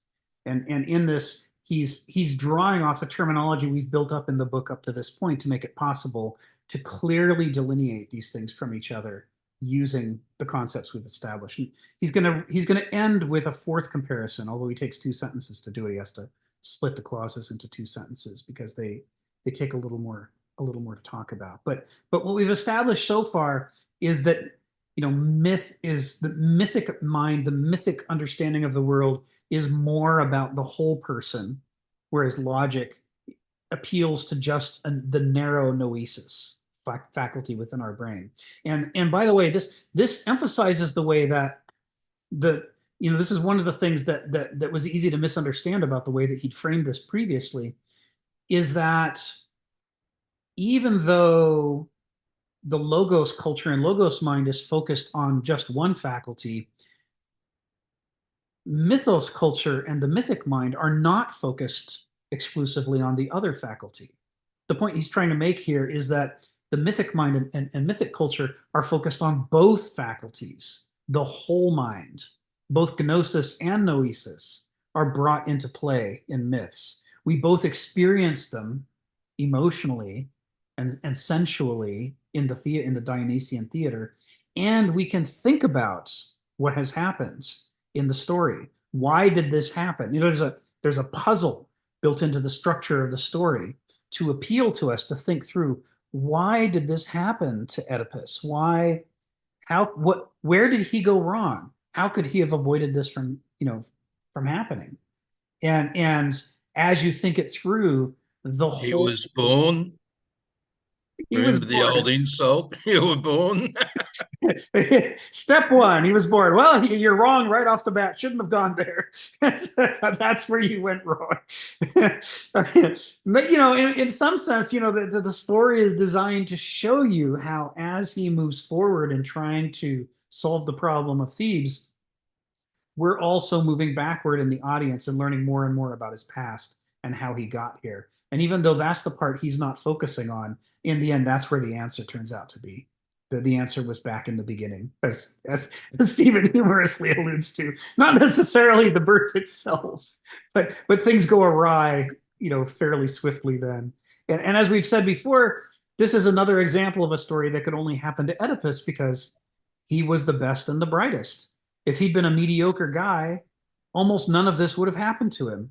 It could only happen to a heroic person. And in so doing, this captures the ancient preoccupation with the dangers of excellence, which is something that moderns don't like to think about or talk about. To us, it's a contradiction. It's nonsense. It's gibberish. Excellence is good. Good things are good. They can't be bad things too. What couldn't be wrong with trying to be perfect? Right. I remember in an 80s film. Right. This wasn't the ego of an earlier culture. This was the 1980s. I'm it. John Travolta's dancing.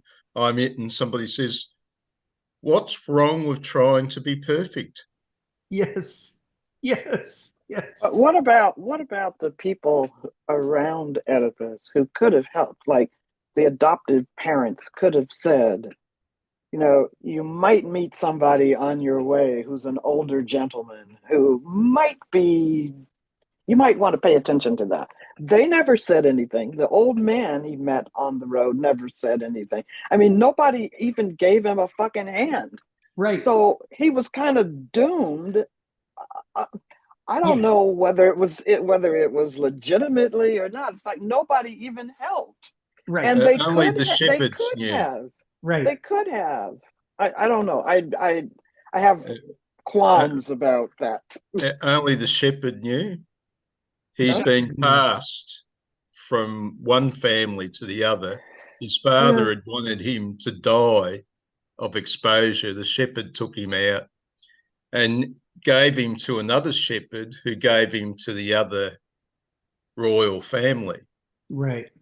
Well, I understand, but nobody said anything. But no one ever said anything. Even the mother never says. I mean, somebody could have said, you might want to pay attention to X, Y, or Z.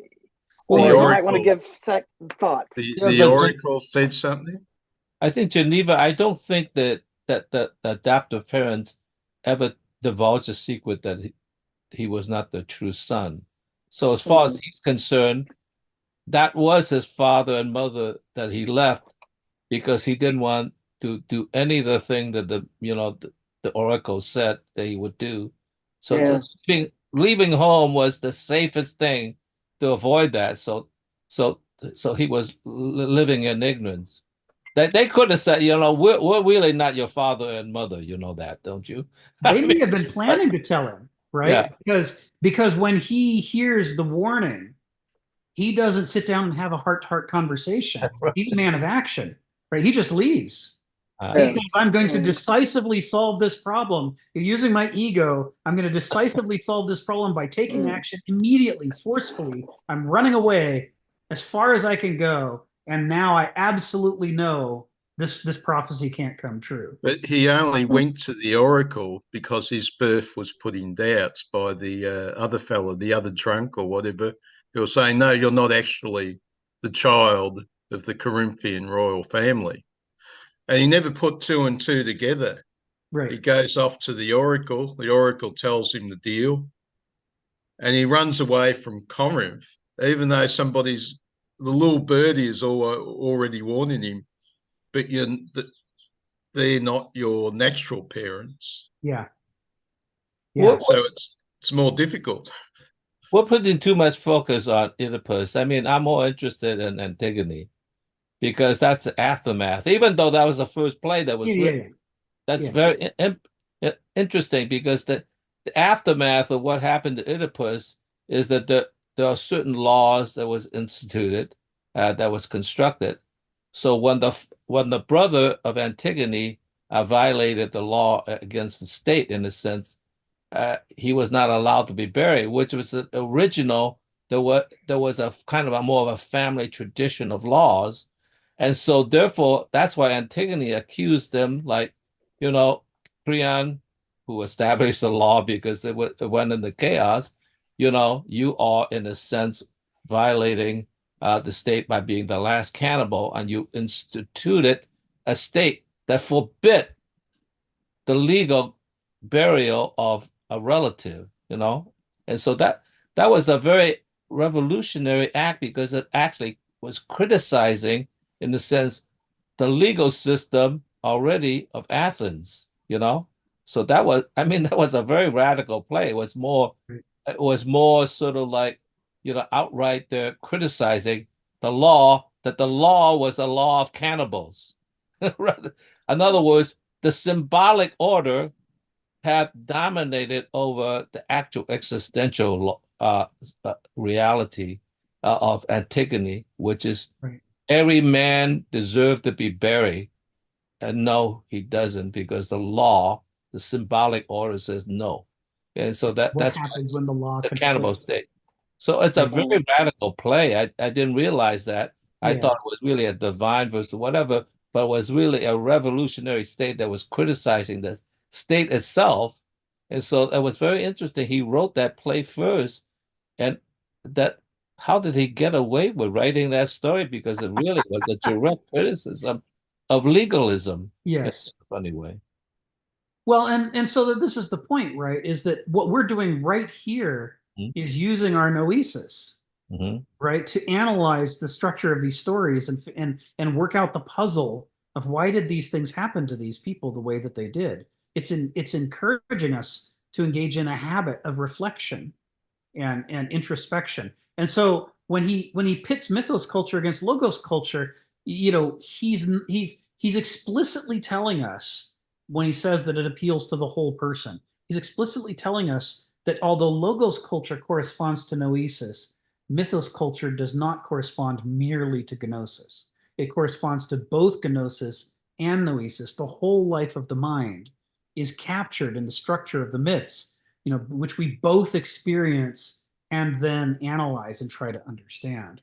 Whereas a logical syllogism gives us noetic appeal, but it gives us no gnosic appeal, because the logical syllogism isn't the same as walking through a forest. We're looking at the Grand Canyon. We're listening to Sibelius's Sixth Symphony. It's non-experiential. It's abstracted from experiential reality. And as such, it's a one-sided, half-witted approach to thinking. Now, it's not that we shouldn't develop it. We should, but we have to develop our gnosis as well, or we end up becoming unbalanced mentally. And the consequences are sort of all over the world for us to see. So he's sort of arguing here that, if you want to get out of this sort of half-witted approach that the modern world is stuck in, what you're missing is myths.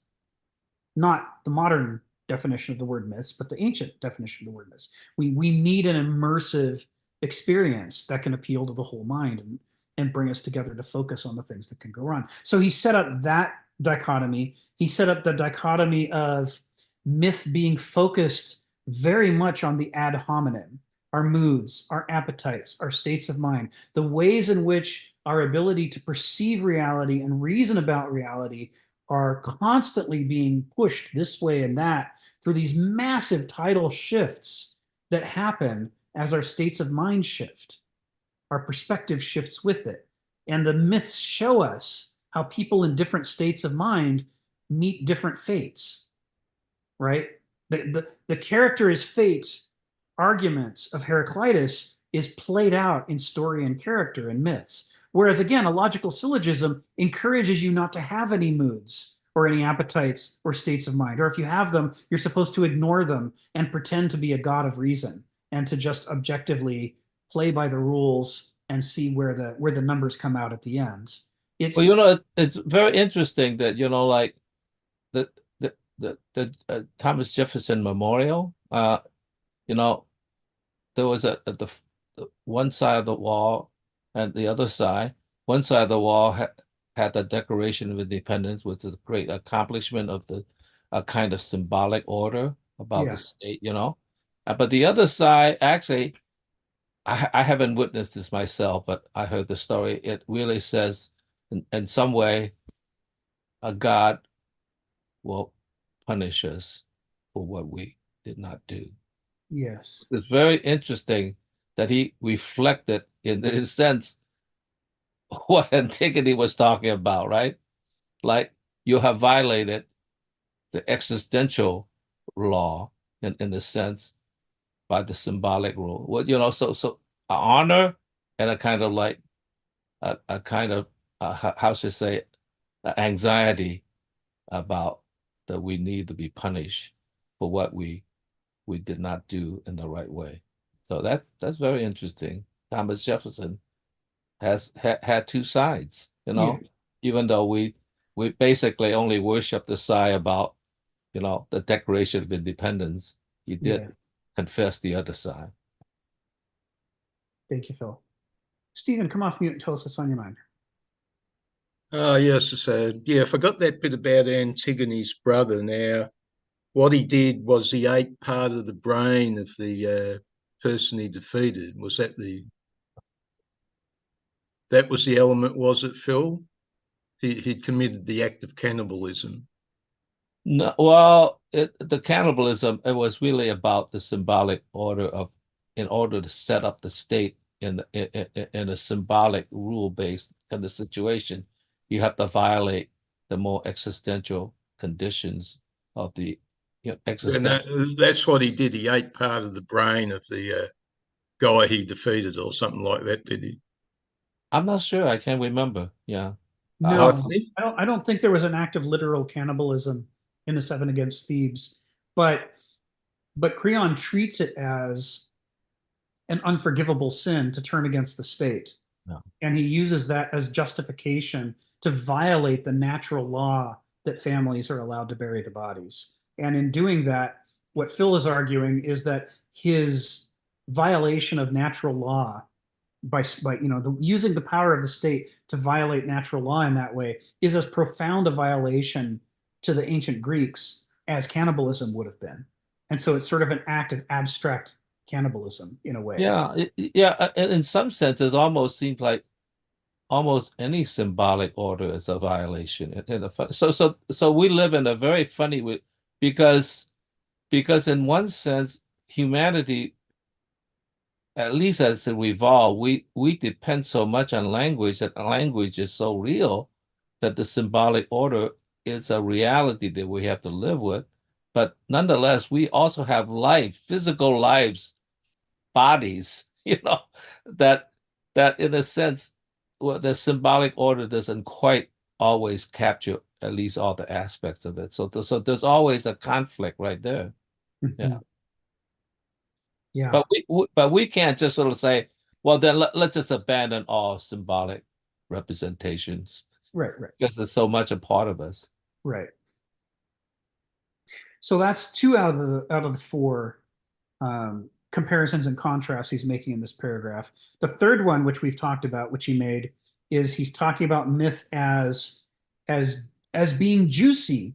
It's all about grasping essential principles and identifying what our existential imperatives are, and doing it in a way that brings us together as a culture, so that we share this understanding of what the essential principles are, and we share this understanding of what our existential imperatives are. And it's not that we're all Xerox copies of each other, but that we have a rough alignment within which we can now all individually express how we want to act out those principles and imperatives in the world.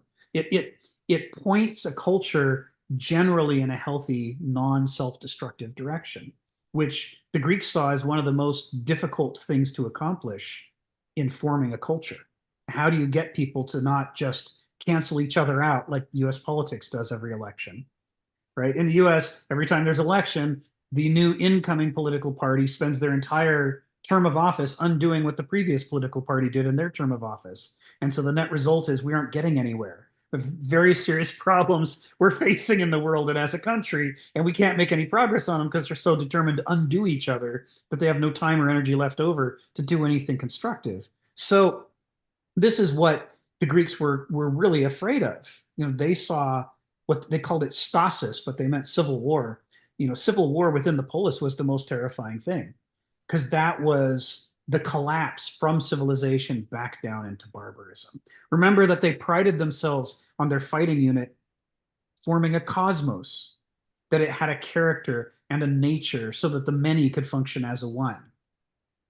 That they thought that was why they conquered the Greek peninsula. That's why they were able to succeed. And that was the basis, the original basis for their whole framework of a social order that leads to Aristeia, was based on this idea that the warrior culture promoted excellence and weeded out mediocrity. But if that's your framework, then you can imagine how deeply terrifying it is to contemplate the polis, which is being designed as a cosmos, collapsing back down into chaos again. They would see that as, first, devolution, but second of all, that would mean they no longer had the right to be here. If they weren't the better people, then they shouldn't be ruling. Or they've got this aristocratic framework. So if they can't keep their shit together as a polis, if they turn on each other, ipso facto, that's proof that they are inadequate people and don't deserve to rule. They deserve to be ruled by somebody else. And of course, that's the underlying horror of the Peloponnesian War to Thucydides and to his contemporary readers, is they're watching not only the devolution of Greece back into warring factions, but also the proof that the Greeks don't deserve to rule themselves, that they've become incompetent to rule themselves, and that therefore they're only fit to be somebody else's slaves. This is the understory within the history of the Peloponnesian War. So myth is all about trying to keep that from happening, bringing the whole culture together in agreement about the core principles and the core existential imperatives ensures that you avoid stasis. And then all that energy that's freed up from civil war can be focused on doing great things in the world, whether it's artistic advances or scientific discovery or athletic prowess at the Olympics or writing plays like Antigone. All of that's made possible by the fact that we're not wasting our energies fighting each other all the time.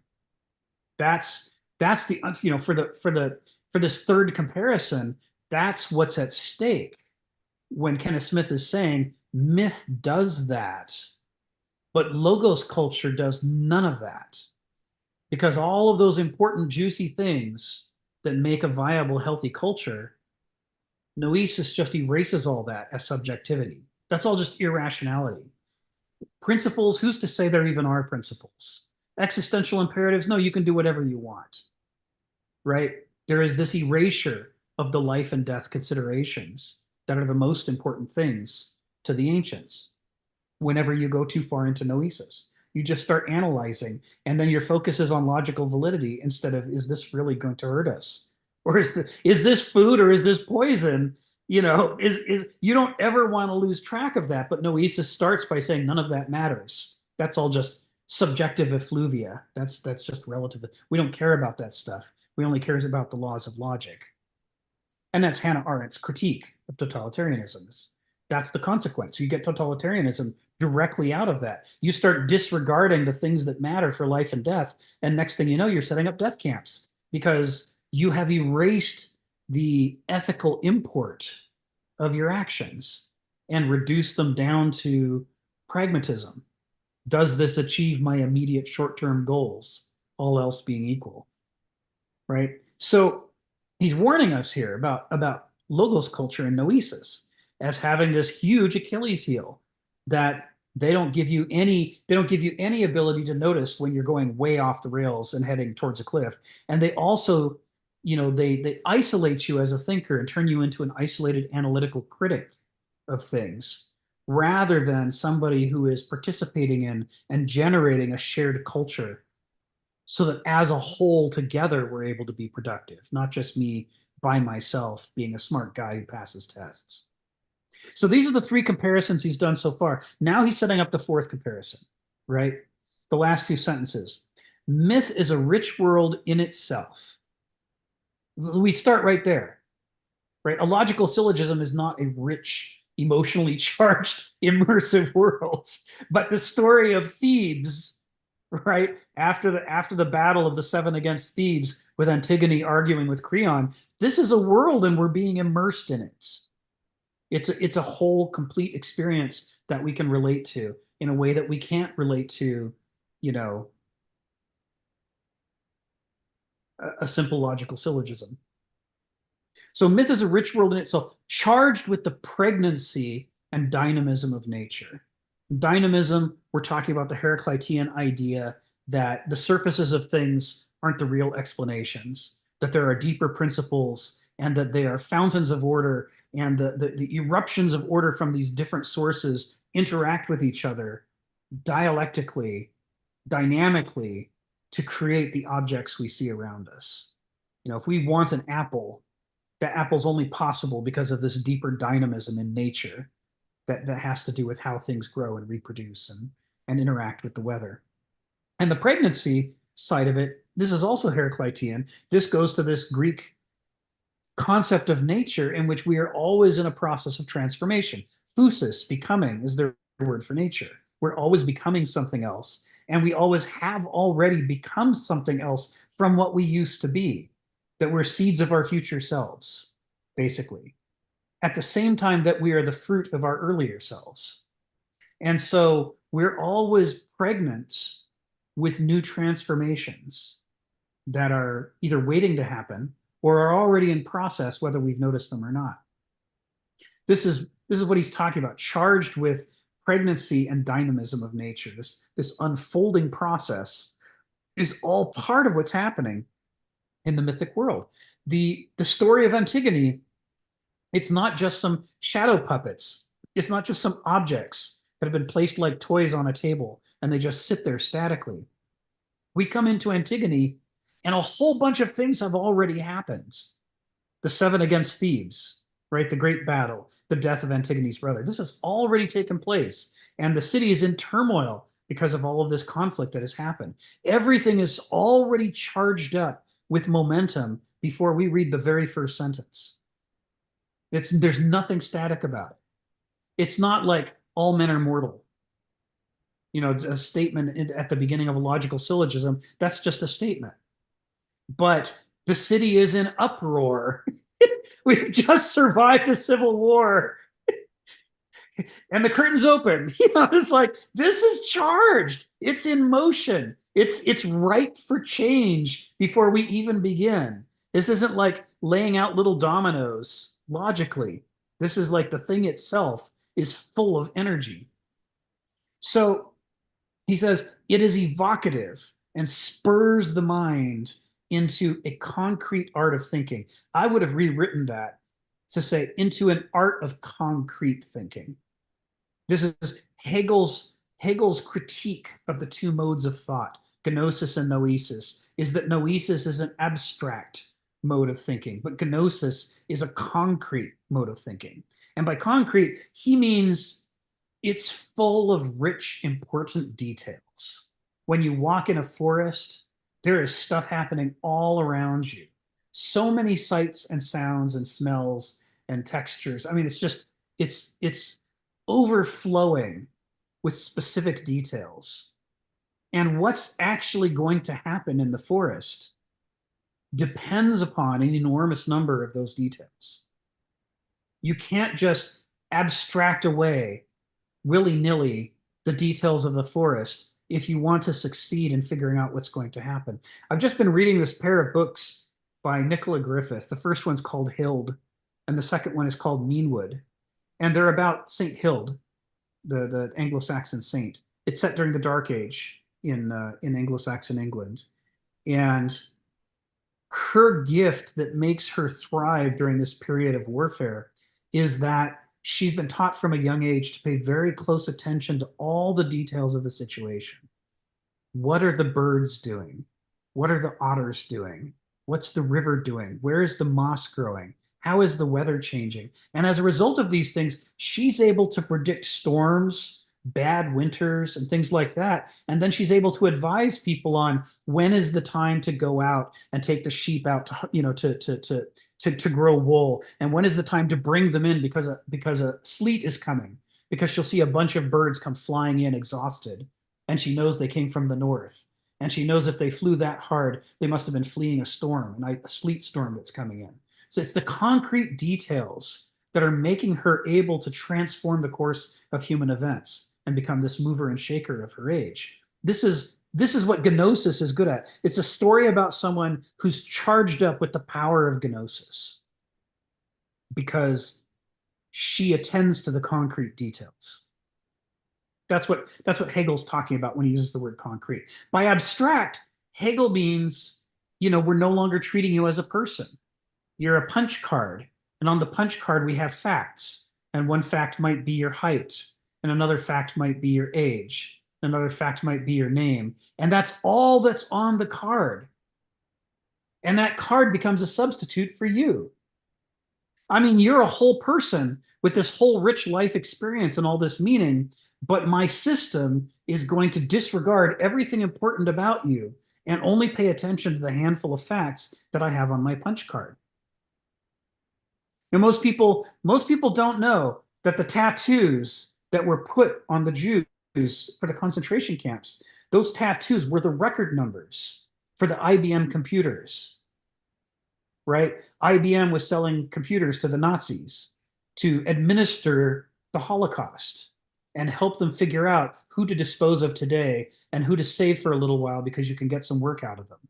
And so they would have these punch cards that listed the features of the individuals. What's the important qualities of each person? And the punch cards each had a unique identifying number. And to make sure that they wouldn't confuse who goes with which punch card, they tattooed the abstract, meaningless number directly onto the person. That's what those numbers mean. That they are about the triumph of noesis, of abstracting away all of your humanity and treating you as a set of abstract properties. And as soon as we do that, all kinds of behavior becomes possible that would have been impossible if we were dealing with you empathetically as a whole person. So when he's talking about myth, and spurring the mind into the art of concrete thinking, he's talking about breaking that hypnotic lock that noesis can have over us to make us feel all-powerful through our abstract reasoning and forcing us to turn back to the real world and its rich concrete details that provide meaning and teach us about the underlying principles and our existential imperatives. Because the more we do that, the harder it becomes to commit these atrocities against each other, right? And the easier it becomes to do the things that improve our chances of survival instead of undermining our chances of survival. So all of this is tied up when he's talking about, when he's characterizing myth. This is the stuff that's at stake for him in this sentence. Phil, go ahead. Tell us what's on your mind. Yeah, when you were saying that, I was thinking about Kant, I think there is kind of a problem with Kant in this sense, although I like Kant a lot. It's like the way he began with the fact that we could never really know the world as it is, only as representation. And I mean, there's a lot to be learned about that, but it seems like it sort of like makes at least the appearances to be a very low form of understanding. Let's put it that way, a very low form of understanding. And I think there's a lot of information with the experience of the appearances themselves, in a sense, that's very important. I was reminded by, that I guess in the 20s when quantum physics was in height of flight,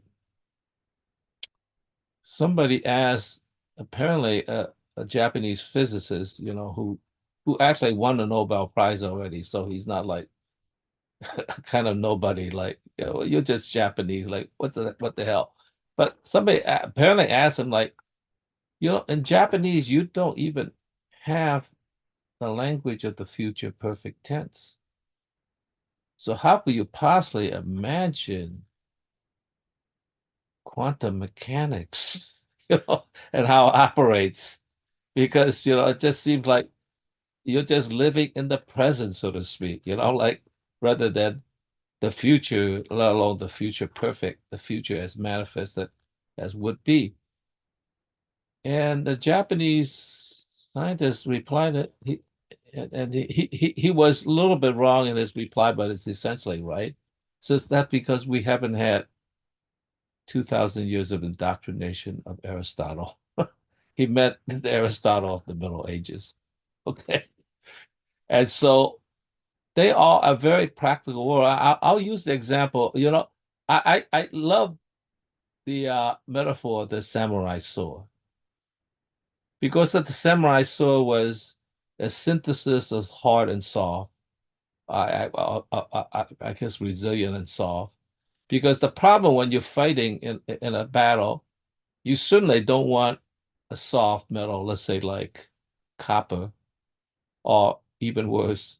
Imagine you have a knife that's carved out of butter and you're fighting a war. It's not going to work very well. It's very, very soft though. But on the other hand, you don't want a sword that's made of glass because it's very brittle. As soon as you're struck, it shatters and you're swordless. And so how do you marry the hard and the soft together in a way, and that's not like some medium, like I said, like copper, which is good until you realize bronze is better. But what they did was they took steel and they layered it in such a way that hard and soft, hard and soft, hard and soft. So it's hard enough to hold the edge and cut and very sharp, which is exactly what you want in a sword. But on the other hand, it was soft, it flexes and gives, so it never shatters. And so how did they do that when they didn't have how should I say, the technical understanding, particularly at that time, They might have it now, but they certainly didn't have it then. Well, they did it through a ritual practice. Somebody made something and they improved it, and then finally they arrived at a perfection, and they had a kind of formula for how you do it. That's what the tea ceremony is. The ritual relationship of the performance is actually what informs it.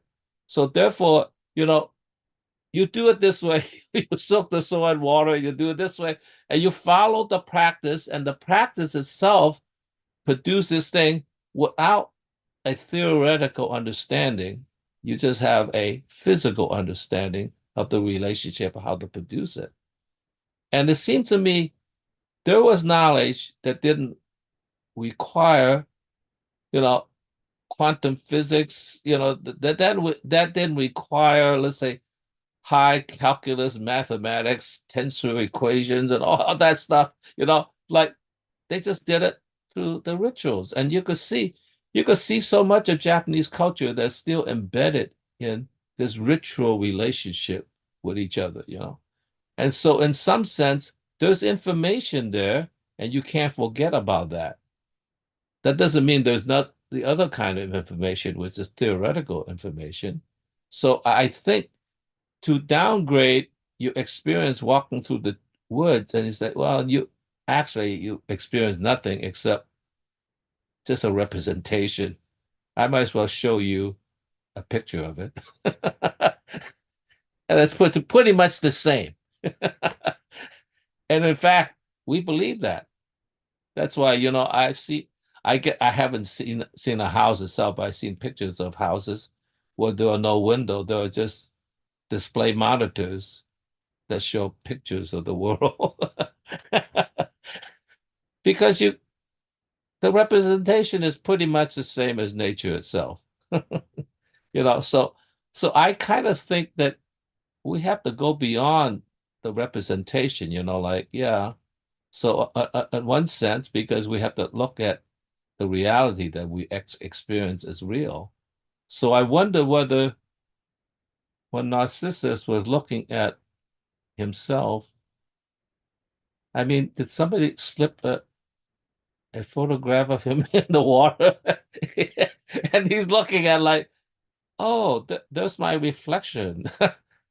I look so handsome in my picture. And he fell in love with the picture. I don't think so. The thing about reflection is that I often wonder about that. There was a thing about reflection, look at the words. I don't know, in translation in other languages might be different, but there's two dimensions of reflection, the representation itself and deep thinking. So you really need the two aspects of it. So the representation, if it's a true reflection, there's information there, and it's not like a photograph, it's like it's moving. It's like, as a friend of mine say, sometimes he walks in the forest and he sees the thin place that allows it to peer beyond the representation itself. So and I think if you're missing either aspect, you don't have the full picture. You just have, the deep thinking without the reflection that actually reflects the world. And in the sense, you only have half the equation as well. So philosophy can't do without being in the world. It would just, I guess it would be, maybe it would be mathematics. I don't know. But yeah, that's the existentialist philosophical motto in a nutshell. You got to be in the world to legitimately philosophize. Yeah. Thanks, Phil. All right, Joseph, and then we'll wrap up for today. Go ahead, Joseph. Yeah, I mean, I appreciated your last example of specifically when you were talking about how the punch cards were used. Because I think that's actually, it's how we dehumanize individuals and treat them as objects. And that's kind of a way you can do that, is by reducing them to these parts. And it's kind of where it's the opposite of Martin Buber's perspective of I thou. This I thou, which kind of more is about the relationship with the individual, that the individual is unique and unique in its nature and then deserving of respect. Whereas the I-it relationships is more this objectification.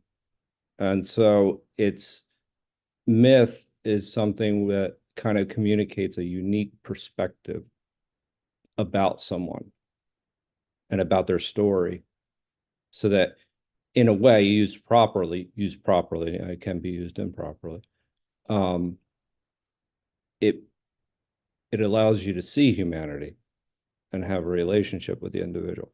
But if you just throw a bunch of numbers and parts together, I mean, it's one way of actually separating yourself from the individual themselves. And you can use that to justify a lot when you start looking at the world in that perspective. It becomes and I just think about it in it's like a company that only looks at profit and loss and doesn't look at value. And that's the way I would equate it. So anyway, thank you. Thanks, Joseph. Yeah, so these are the four comparisons that he does in the third to the last paragraph here. So next week we'll go to the next to last paragraph in section F. Ooh, we're coming in on the end of section F. But yeah, it's you can see how when you look at this paragraph and you think about what we thought myths were before we entered this section, the modern definition, and all of these other loaded words, this paragraph would have been gibberish. It wouldn't have made any sense to us at all. But once he's built up the concepts, we can see the message he's trying to give about how different ancient culture was from modern culture. And not just generally, but even how different ancient logos culture was from modern logos culture. Without the safeguards, without the leashes, without the belief that we were supposed to be doing something, that leads to the survival of humanity. And now we just think we should do whatever we want. We're pragmatists. The important thing isn't what you should do, it's how to achieve it as efficiently as possible. And if you want to destroy the world, what good on you, go for it. Be a winner, get out there and make it happen. This is the modern anti-philosophical response to even the craziest things. Rick, I want to compliment you for moving at such a breakneck pace. Entire paragraph in only 3 hours. Woot! Yeah. Well, anyway. Thank you, everybody. Okay. See y'all next time. Have a great week.